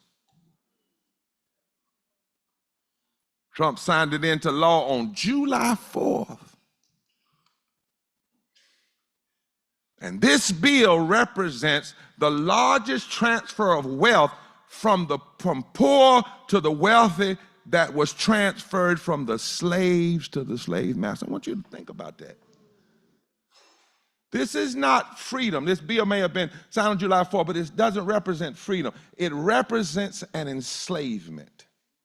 This bill, it will enslave the government from having the money to do things it needs to do, because America is the only of the 26 or 25 richest countries in the world that does not offer some form of universal health care, even though we spend more than any other nation in the world. But this bill, if it's not turned over, if it's not changed, will hamper the nation long after the current actors are in place. This bill represents a kind of national enslavement. This bill will enslave people into a reality without health care. In the very time that prices are high and groceries are high, this bill will enslave people in the absence of food. I was talking to somebody last night, and they were saying that in certain places, farmers' rates of suicide have gone up even more, where farmers are committing suicide but making it look like something accidental just so that their families can have some money because they cannot see their way out of. And when you look at what's going on, look at this bill. Let's look at 10. I know it's a tough diagnosis, but we'll get to the hope. But here's the diagnosis. Number one, This bill is death by denial of health care, cuts to Medicaid and the Affordable Act, and there's no way you could do the cutting that's happening without touching Social Security. But this bill, before it was ever passed, Yale and the University of Pennsylvania did a study and said that 51,000 people will die in the first year from the passage of this bill, this new law and other policy changes. It will strip health insurance from 17 million people. Some of it is because now they're adding rigid red tape-laden work requirements in the bill that are unlikely to actually increase employment. Most Medicaid enrollees already work. And even those who do work can end up without health care if the red tape trips up their ability to prove it. My brothers and sisters, this bill we're talking about and the folk that passed it, what is ugly about it is every congressperson gets free health care because you elect them. Now think about that. Think about what's going on in somebody's mind. What kind of mythology has gotten a hold of you when you get free health care because you get elected to Congress, and then you don't want the people that elected you to have what the people are giving you? If you're at a table with some folks, tell them that doesn't make sense. It doesn't make no sense. And last week, Marjorie Greene found out it didn't make any sense because she voted for the bill and didn't check. Now she found out, oh, my children are going to lose health care. Isn't her name Green? Isn't that her name? Is that right? This bill, say this bill, will create a hospital apocalypse. This budget reduces the allowable Medicaid partners' taxes that many states use to fund this program, and the threat is particularly in rural hospitals. Now, you know, they use that as a code word for white. I don't like that because black folk in rural areas too, brown folk in rural areas too.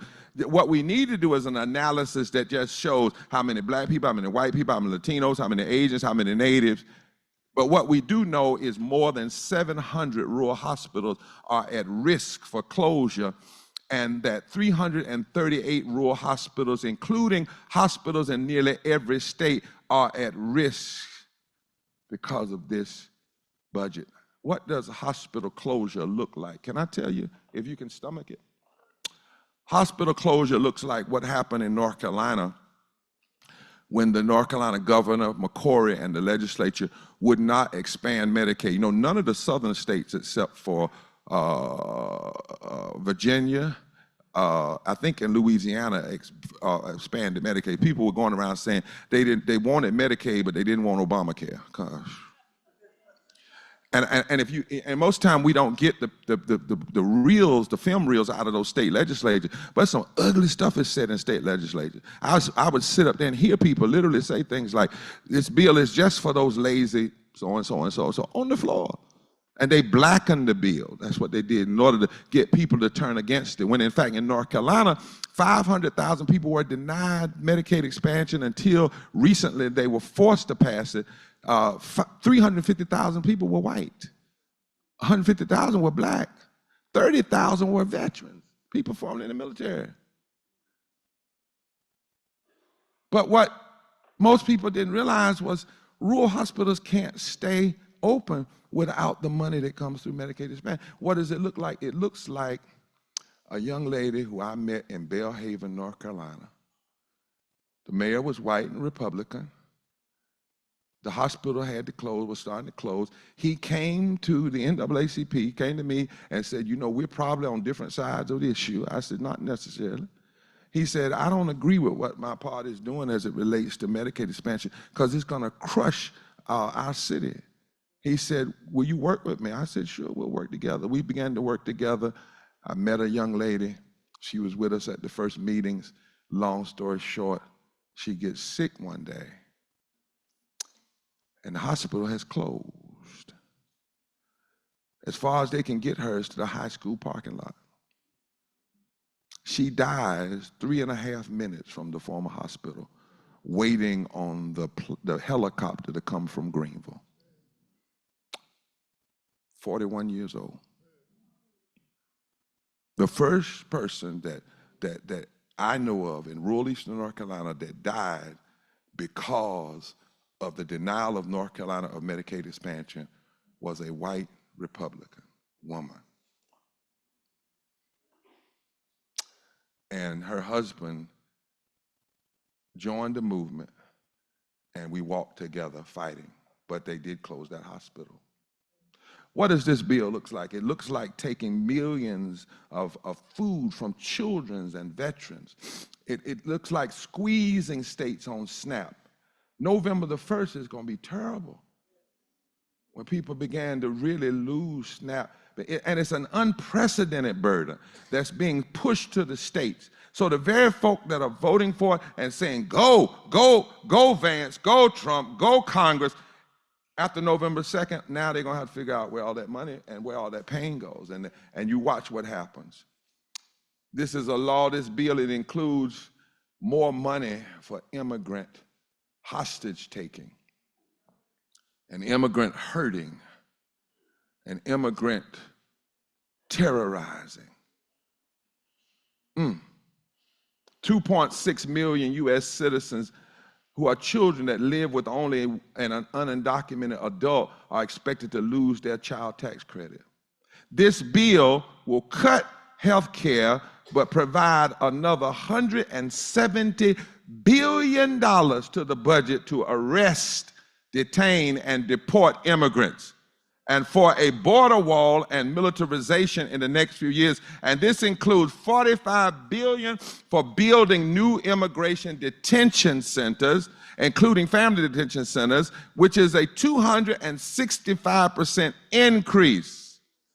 It also includes an additional $29 billion for deportation. This is not just about this moment. Somebody wants immigrants out of this country because they are afraid of what they will do as citizens and who they will organize with and vote with. And we have to talk about it deeper. This thing takes from the poor and it gives to the rich. The Yale analysis of the bill combined tax and spending policy finds that the poorest 20% of households will suffer a net income loss of $700 a year, while the top 1% would receive a $30,000 increase. Despite most increases in the maximum child tax credit, the budget will still deny benefits to 17 million children. But for the wealthy, the changes to the estate tax will mean that wealthy heirs will enjoy a one-time tax saving of $6.4 million, while 99.8% of American families will not get a single penny. What does this bill do? Two more. It leaves corporations to enjoy their spoil. This budget, 1,000 pages, keeps the corporate tax rate at 21%, a reduction from 35%, despite the fact that the ordinary worker have not benefited from this tax reduction. This budget also includes more than $1 billion in new tax breaks and subsidies for the fossil fuel, or in other words, for the oil companies. And all you have to do is look at a movie called Bad Faith, and it traces how oil money and Christian, so religious, not Christian, religious nationalism are connected. This bill rewards polluters. Now, we don't have but one planet that we know of. And the folk that are going out of space, you and I can't afford that ticket anyway. But the budget allows oil and gas companies to avoid paying fees for polluting. I mean, we have to ask the question, what's going on deeper here? I know this is tough. I can see it on your faces. But most folk have never really read this bill, and I've decided that we got to stop for a moment and understand what you're facing. It's like when a doctor, they don't just give, not a good doctor, now the bad ones will just throw some medicine at you. But good doctors take their time to see what's really going on. And then finally, this bill funds war. $1.1 trillion for the Pentagon. the Pentagon. If we just took 10% of that and put it toward programs that work, we could basically eradicate the denial of health care.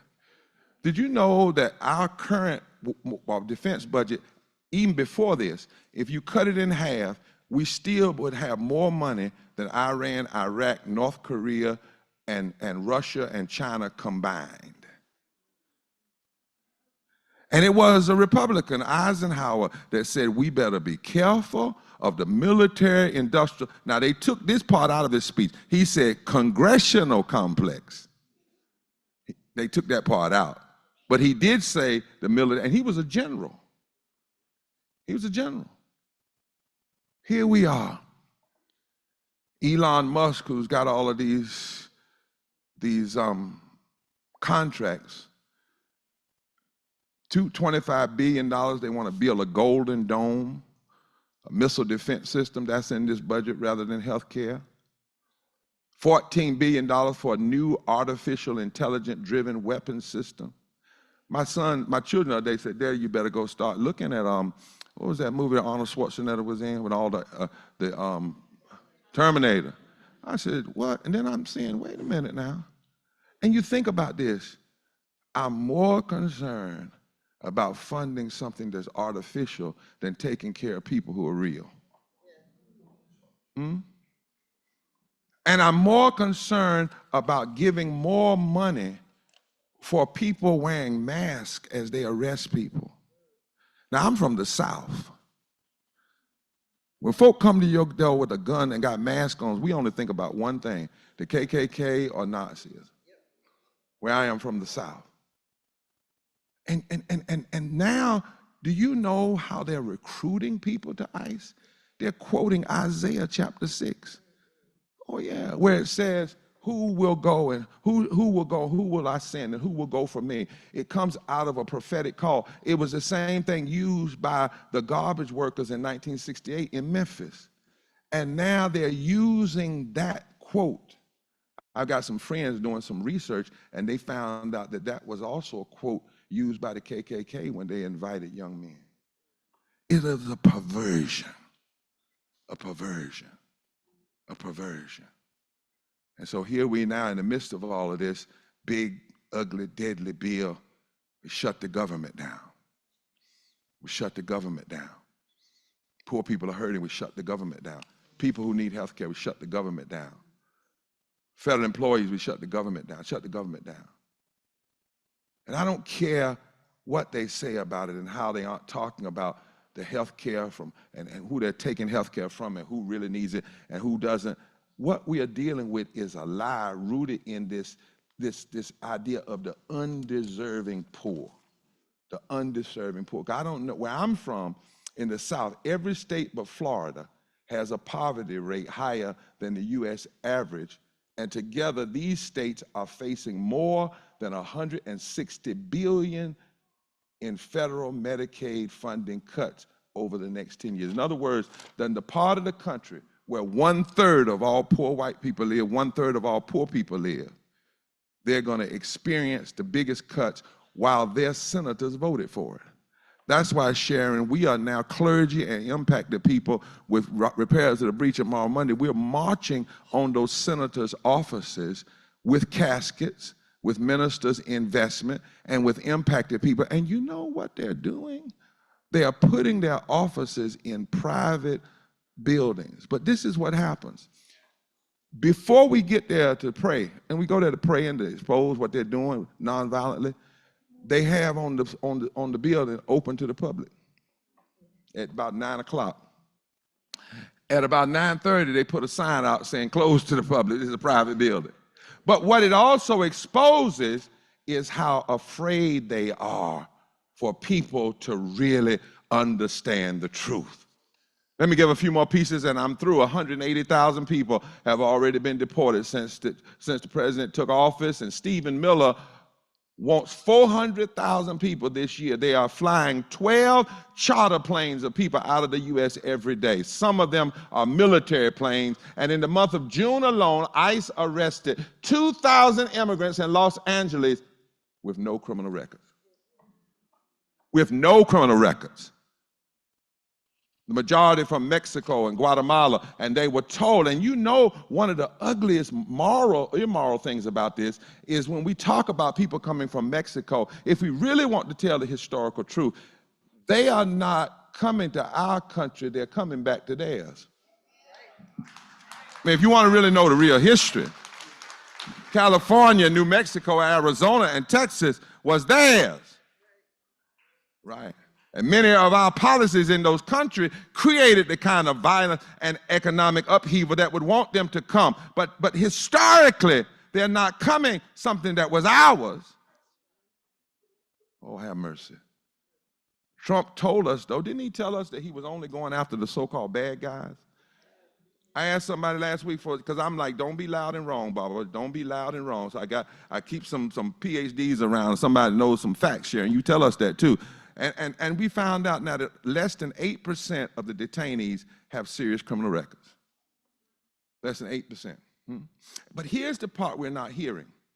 If Trump and Miller and their agents are able to achieve their stated goal of deporting 4 million people over 4 years, that's the goal, there will be 3.3 million fewer employed immigrants and 2.6 million fewer employed U.S.-born workers at the end of that period. Unemployment in the construction sector will drop sharply. U.S.-born construction employment will fall by over 800,000, and immigrant employment will fall by 1.4 million. And the deportations will eliminate 500,000 child care jobs. And in California, and Florida and New York and Texas, they will have the highest number of job losses due to the larger immigrant populations in these states. This isn't about protecting us. This is about something I heard Steve Bannon on a tape saying that their goal was to dismantle the administrative state, and their goal was to push immigrants out of the country to protect from a future possible voting bloc of white and black and brown people. Their goal was to take over the Justice Department and use it as their own weapon. Their goal was to cut taxes and put more money in the hands of their people. And their goal was to tell the president to pass any, not pass, to write any executive orders that he wanted to distract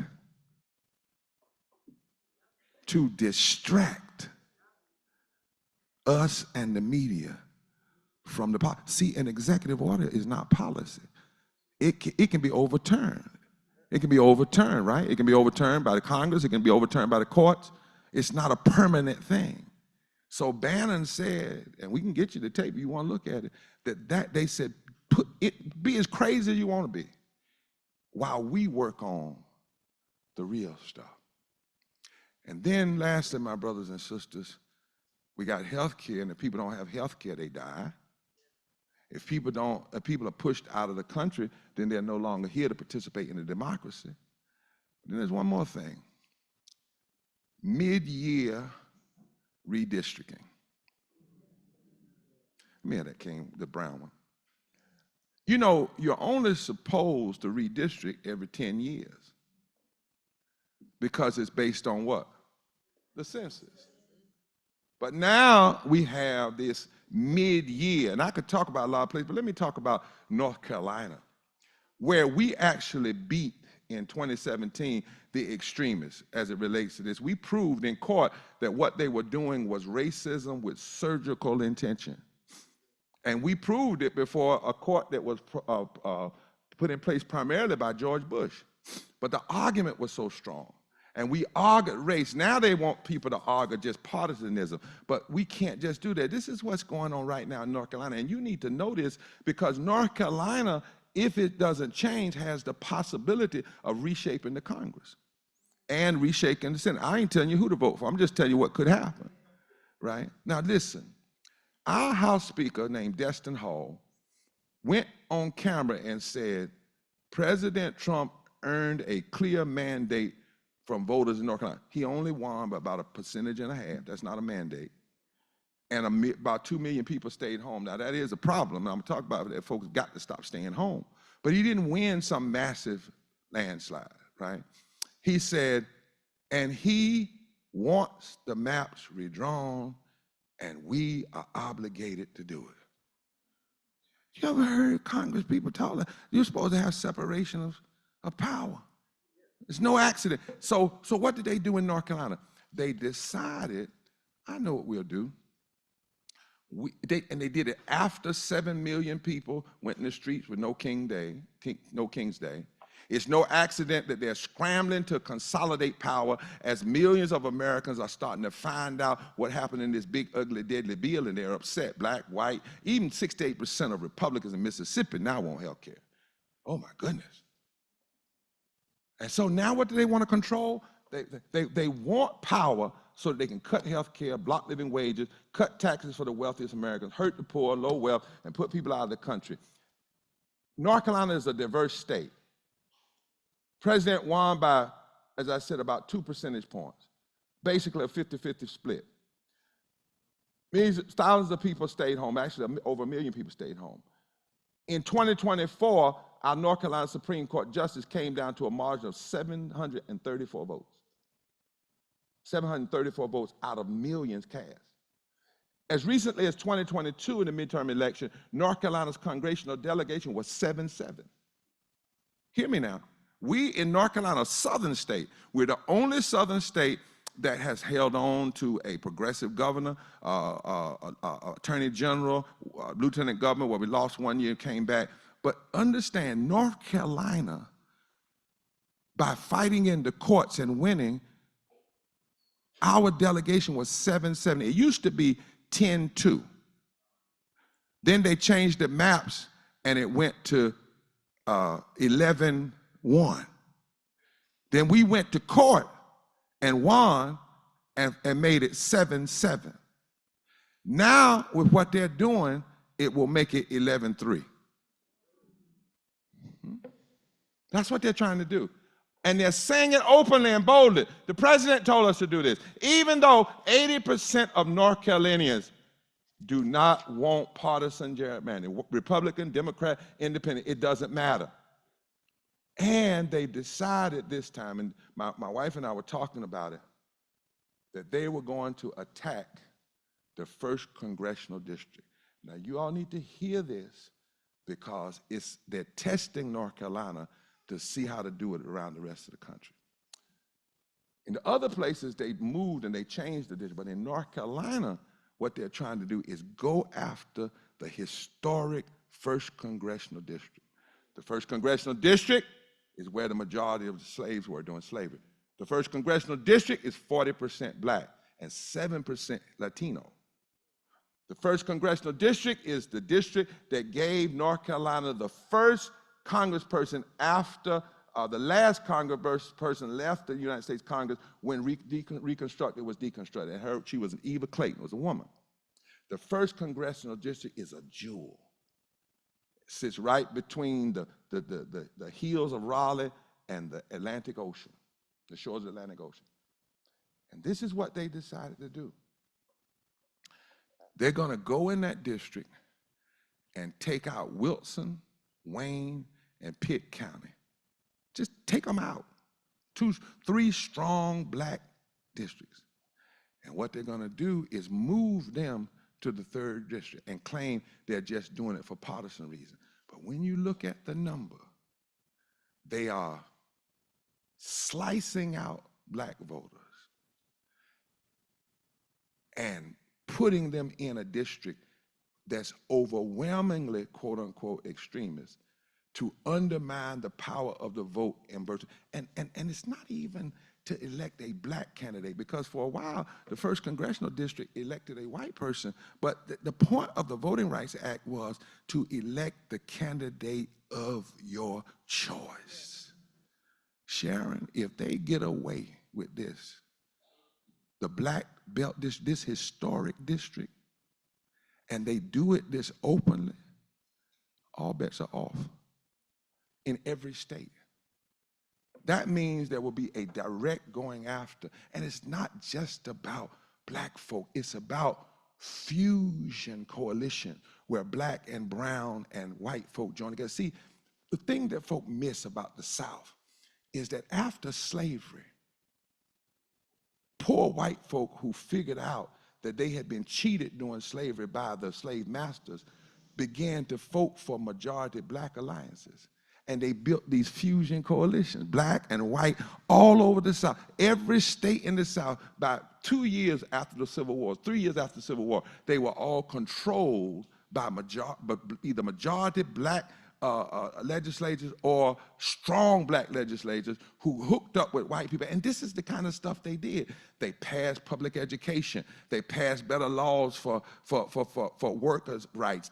Even in the 1800s, they passed voting rights. In my state, when black and white people got together after 1865, in 1868, a white preacher from Ohio, who had come to North Carolina, and a black preacher from Pennsylvania, J.W. Hood, who became the president of Livingstone College. They joined together and helped write the preamble of the Constitution. And let me tell you what they were thinking. Listen to this. This is 1868. This is the fear of extremism, because we're at our best when we come together. And this is what they wrote. We hold these truths to be self-evident, that all persons, this is 1868, not all men, all persons, are endowed by their Creator with certain inalienable rights, among which are life, liberty, and the enjoyment of the fruit of their own labor and the pursuit of happiness. That's the preamble. Article 1, public education is the right, not of all children, of all persons. Article 1, secret societies are a bad thing for a democracy. Article 1, this state cannot pass any laws that contradict the federal government's laws, the 13th, 14th, 15th Amendment, and any further amendments that push us forward. That's what happened when black and white folk came together. And going after this first congressional district in North Carolina is a challenge to the whole nation. It's the 13th poorest district in the, one of the 13 poorest districts in the country. We beat them, as I said, the NAACP versus McCrory. But this is about black, Latino, and poor, low-wage workers and whether or not they will have representation. The map was drawn in secret. Hear me. They didn't have any public hearings except on the day of. See, they're modeling. If they do this, the goal is to do it in North Carolina and then spread it through the South. They're doing it because they have the power to do it. They're doing it because but this is the other way. They're doing it because they are afraid. And this is where I want to close. They are afraid. They know that in 2013, when Moral Monday was born, 50 people walked into the General Assembly to hold up signs and to challenge what they had done. They arrested us. And in 6 months, 100,000 people in the street in a southern state. More people than even during the Civil Rights Movement. They are afraid. When we started Moral Monday in 2013, the governor was at 60+% in the polls. In 6 weeks of Moral Monday, he was down to under 49% and never recovered. In fact, he went all the way down to about 39%. They are afraid. In Moral Monday, 60% of the people that got arrested were white. It wasn't just about black. They are afraid. In Moral Monday, the people from Appalachia and black folk from Eastern North Carolina got together because we found out that there is something very similar between civil rights activism and moral Appalachian populism. They got together. We sent a governor home. We sent a Tea Party incumbents home. We won in the court, and we went to court with a civil rights bill against challenging racism in the voting laws, but our plaintiffs were white and black and brown and churches and natives. People would call and say, what in the world are y'all doing? I thought this was about black folk. We're saying, but what we're trying to show is that racism creates a diminished democracy. Not just for black folk, but for everybody. And that hadn't been the case in litigation. But we went in and we won. And we said we're not about anybody. And now the goal is to see how they can make people bow. But what we believe is that this gerrymandering is going to become dumbermandering, because their models, and this is where I go home, Sharon, their models are based on a 45% turnout. What if we organize? We're not going to tell people who to vote for. We just going to organize. And what if we turn out 60% of the votes in the 1st Congressional District? Then actually what has happened is they will have wakened the giant they should have let be asleep. So we've decided this coming Sunday at the church where my wife pastors, we're having the first mass meetings declaring this is our Selma. This is our Selma to Montgomery. And we're having mass meetings all over eastern North Carolina. And we're saying we must recover our moral vision, because, you know, authoritarianism wants you to engage in moral deregulation. The goal of an authoritarian is to make you stop believing what you know is true and just give up. They want you to deregulate your moral beliefs. But we are going in and we're going to talk about recovering moral vision, recovering moral organizing, recovering moral insights. That is, some things are necessary, and you got to understand when you're going through a moment of pain that's actually going to lead you to a moment of power. We are going to recover moral calling and moral effort. Moral effort means that you realize that you're born for this, that if you're alive, it's your time to fight. That's what moral effort means. Moral effort means that you decide, like Dr. King said, I could have been born in any other time in the world, but I'm glad I was born in the second half of the 20th century when people are standing up for justice. Moral effort says, I recognize if I haven't gone to sleep yet, God must have work for me to do. Now understand, if you recover moral vision and moral organizing and moral insight and moral calling and moral effort, you spell that out with the first letter, you get voice. Voice. And you recover your moral voice. And understand, in Hebrew, what did I tell you at the beginning? That the same word for vote and the same word for voice is the same word. It's call. In other words, your voice is your vote, and your vote is your voice. And what we've come to understand, that what we see happening now is contrary to our greatest moral foundation. It's contrary to what the prophet said in the Bible. It's contrary to what Jesus said about how you would judge a nation. It's contrary to what Abraham Lincoln said about our ancient faith. It's contrary to the Constitution that says we're supposed to establish justice and provide for the common defense and ensure domestic tranquility and promote the general welfare. It's contrary. It's contrary. And when something is contrary and we see it in plain sight and it's far below the call of love and justice and mercy, we must recover our voice. Look at your neighbor like I would in church and tell them your voice is needed like never before. If Franklin Delano Roosevelt used his voice, we have to use our voice. If Dr. King and Rosa Parks used their voice, we have to use our voice. We are watching a dark vision trying to take over the country and the world, but we don't have to stay here. Do you know that 19 million people that voted in 2020 didn't vote in 2024? I don't mean they voted for somebody else. They didn't vote. In fact, 19 million of them voted for Biden. Do you know the reason they did not vote when they were asked? And it's not because they're disinterested in politics. They said, nobody's talking about the poor. 87 million poor and low-wage people in this country. 30 million of them stayed home. The number one reason they stayed home is nobody talks to them. Well, we've got to start talking to them.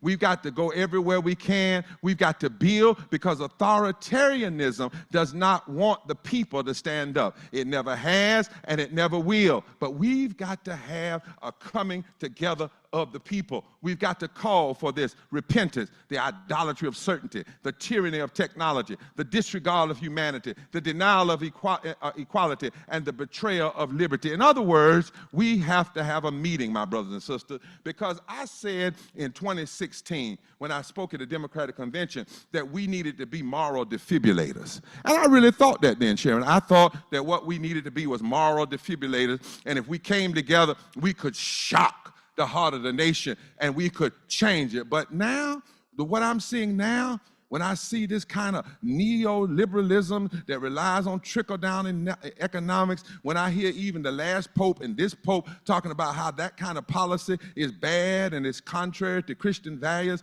when I see insurrections being motivated by greed and white supremacy, I don't think we just need to be moral defibrillators. I think we need a heart transplant. Lord have mercy.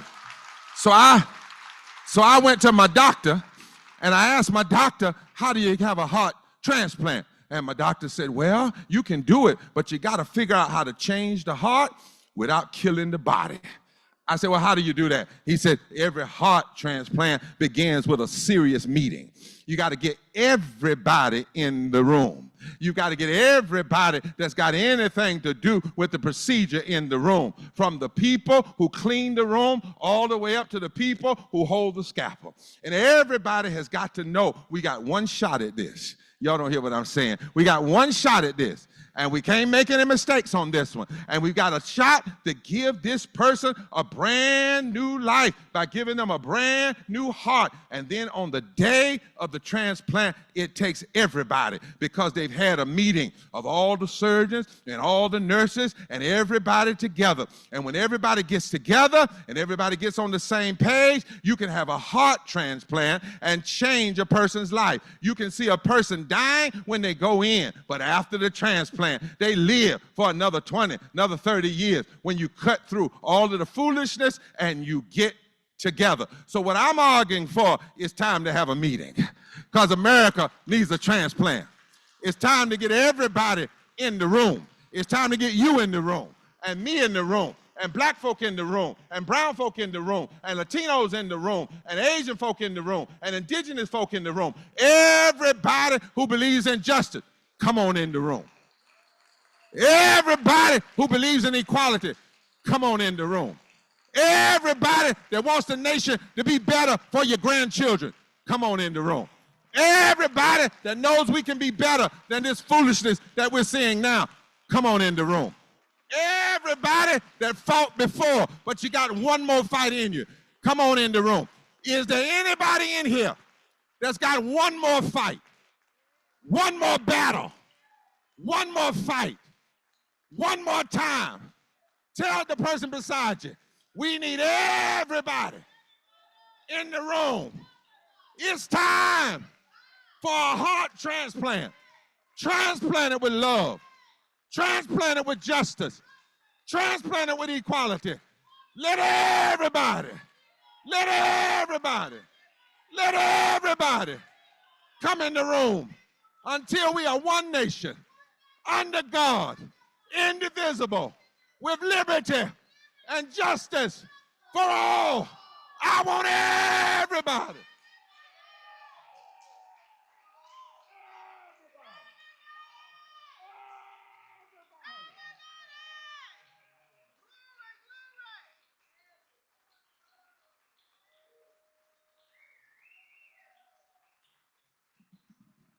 How many of y'all want to be in the room? All right. Tell me what democracy looks like. Tell me what democracy looks like. All right, y'all. Right now, more than ever, our democracy is at stake. Our democracy depends on people who are willing to listen, learn, and lead together. Every step, every voice, every vote shares this shared future. There is a place for everyone in building a beloved community, a beloved world that we want to see with this movement for an inclusive democracy. This summit is more than just a convening, it's a call to action. It's a call to action for all of us to reimagine. It's a call to action for all of us to reimagine what is possible when we center equity, courage, and each other. Coalition. Whether you show up with your time, with your talent, your vote, or your vision, you belong in the room. That's right. That's right. Get involved with the local organizations that we have that are, posted behind me. We have Omega CDC, Sunlight Village, the Dayton Tenant Union, the Collaboratory, Dayton United for Human Rights, NCCJ, the Journalism Lab, Co-op Dayton, Nourish Our Neighbors, Collabas Cooperative Research Project, Spectrum New Beginnings, and Montgomery County Mentoring Collab, and much more. Amaha, we are the ones that we've been waiting for. That's it. That's it.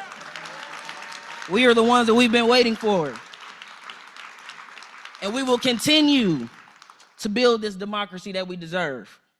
One grounded in justice, one grounded in belonging, and one that understands that the power of people is more important than the people in power. More than ever, we need each other. We really do. Everybody doesn't know how to be a human these days. I thought some stuff was just like common courtesy and like manners and stuff like that. That's not for everybody. So for the ones that have it, let's make sure we use it. We have to have trust to do this work. I can't trust you if you're not nice to me. I can't trust you if you don't think that I'm smart enough or I'm not light enough to be in the room. So just keep that in mind. We are all the ones that we've been waiting for. We have every single thing that we need to do everything that we need to do. Tell me what democracy looks like. Tell me what democracy looks like. And I really hope you guys are paying attention to what he was saying about North Carolina. That actually looks like I don't want to say our backyard, it's our front yard. That's something that we're dealing with right now too. If you don't know something, ask. This is the time for us to ask. This is the time for us to make sure that we are speaking in languages that are palatable to all people, so everybody understands the shared vision, so we can do what we need to do. Sharon, hey man, let's give this brother a hand. I know the time is late, but we not have, I did some research on the SNCC meetings. Their meetings were never less than 5 hours, and they fussed and fought.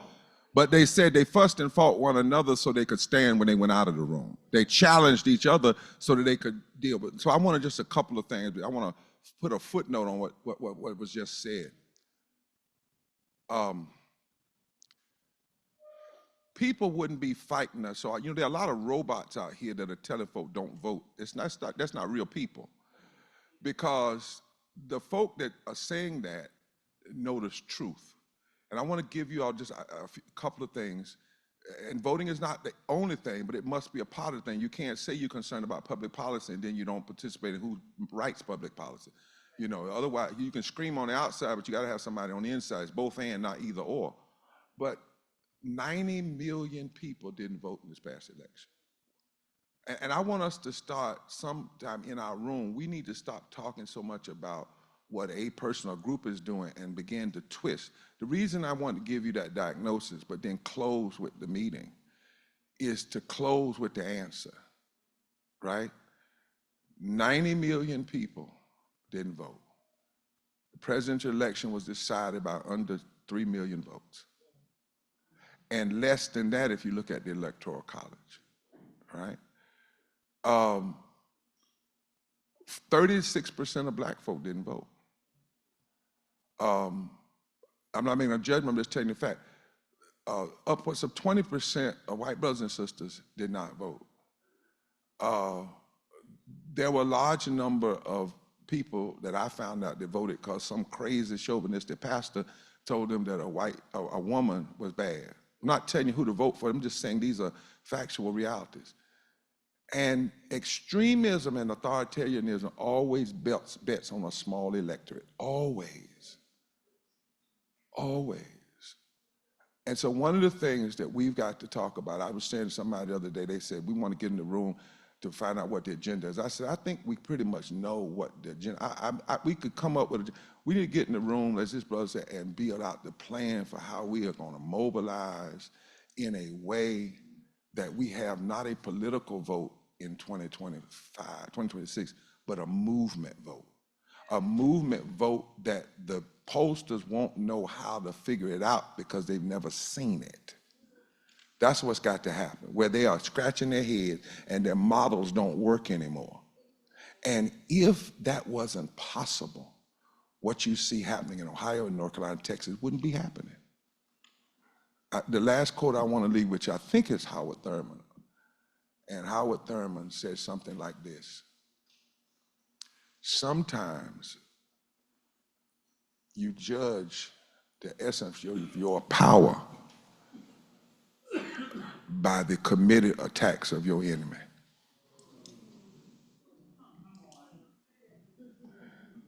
There's nowhere in the world you can be weak.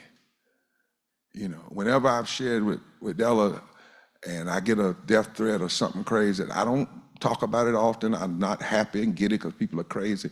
But it also, on the flip side, it's letting me know that you must be doing something right. Now, that's not always the case, but in some cases, you're doing something right, or when people are trying to do everything they can to cause you to have despair, look at what your power is and what you're doing. And I believe in this generation, and I've said it to this generation, and I mean all of us, if Harriet Tubman got 700 people out of slavery, she didn't have Snapchat, Twitter. If you think about it, she had moss on the north side of the tree. She had a made-up mind. She had epilepsy, but that flipped into a way of her being able to see things. And she got 700 people out of slavery, y'all. We need to say in this moment, I believe, that if you ever wanted to see me awake and fighting for this democracy, here it comes. You know, your best thing, you should have left us asleep. But since you want to talk about being woke, we are awake now. And we going to the meeting, and we're not going to stay in the meeting. We just going to decide how much we're going to win and work for in the meeting, and then we're going to work. God bless you.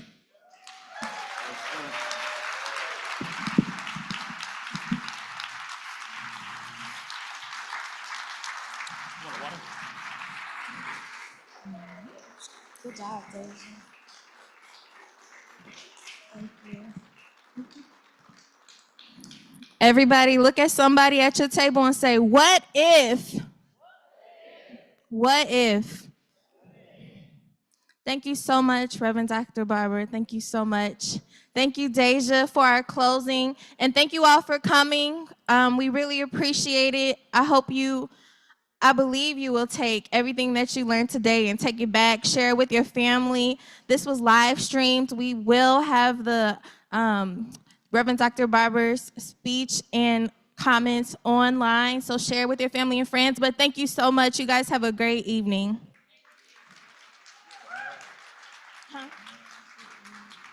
I can find you one.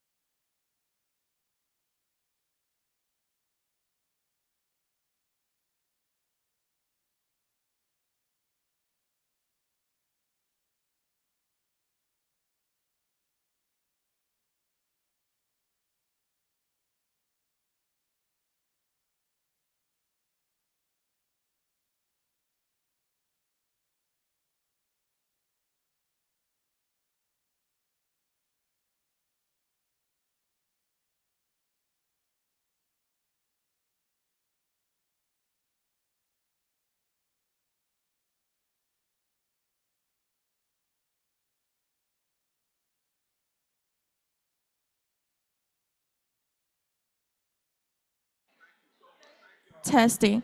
Can all the Dayton Democracy Fellows come to the podium, please? Dayton Democracy Fellows. We're trying to take a picture.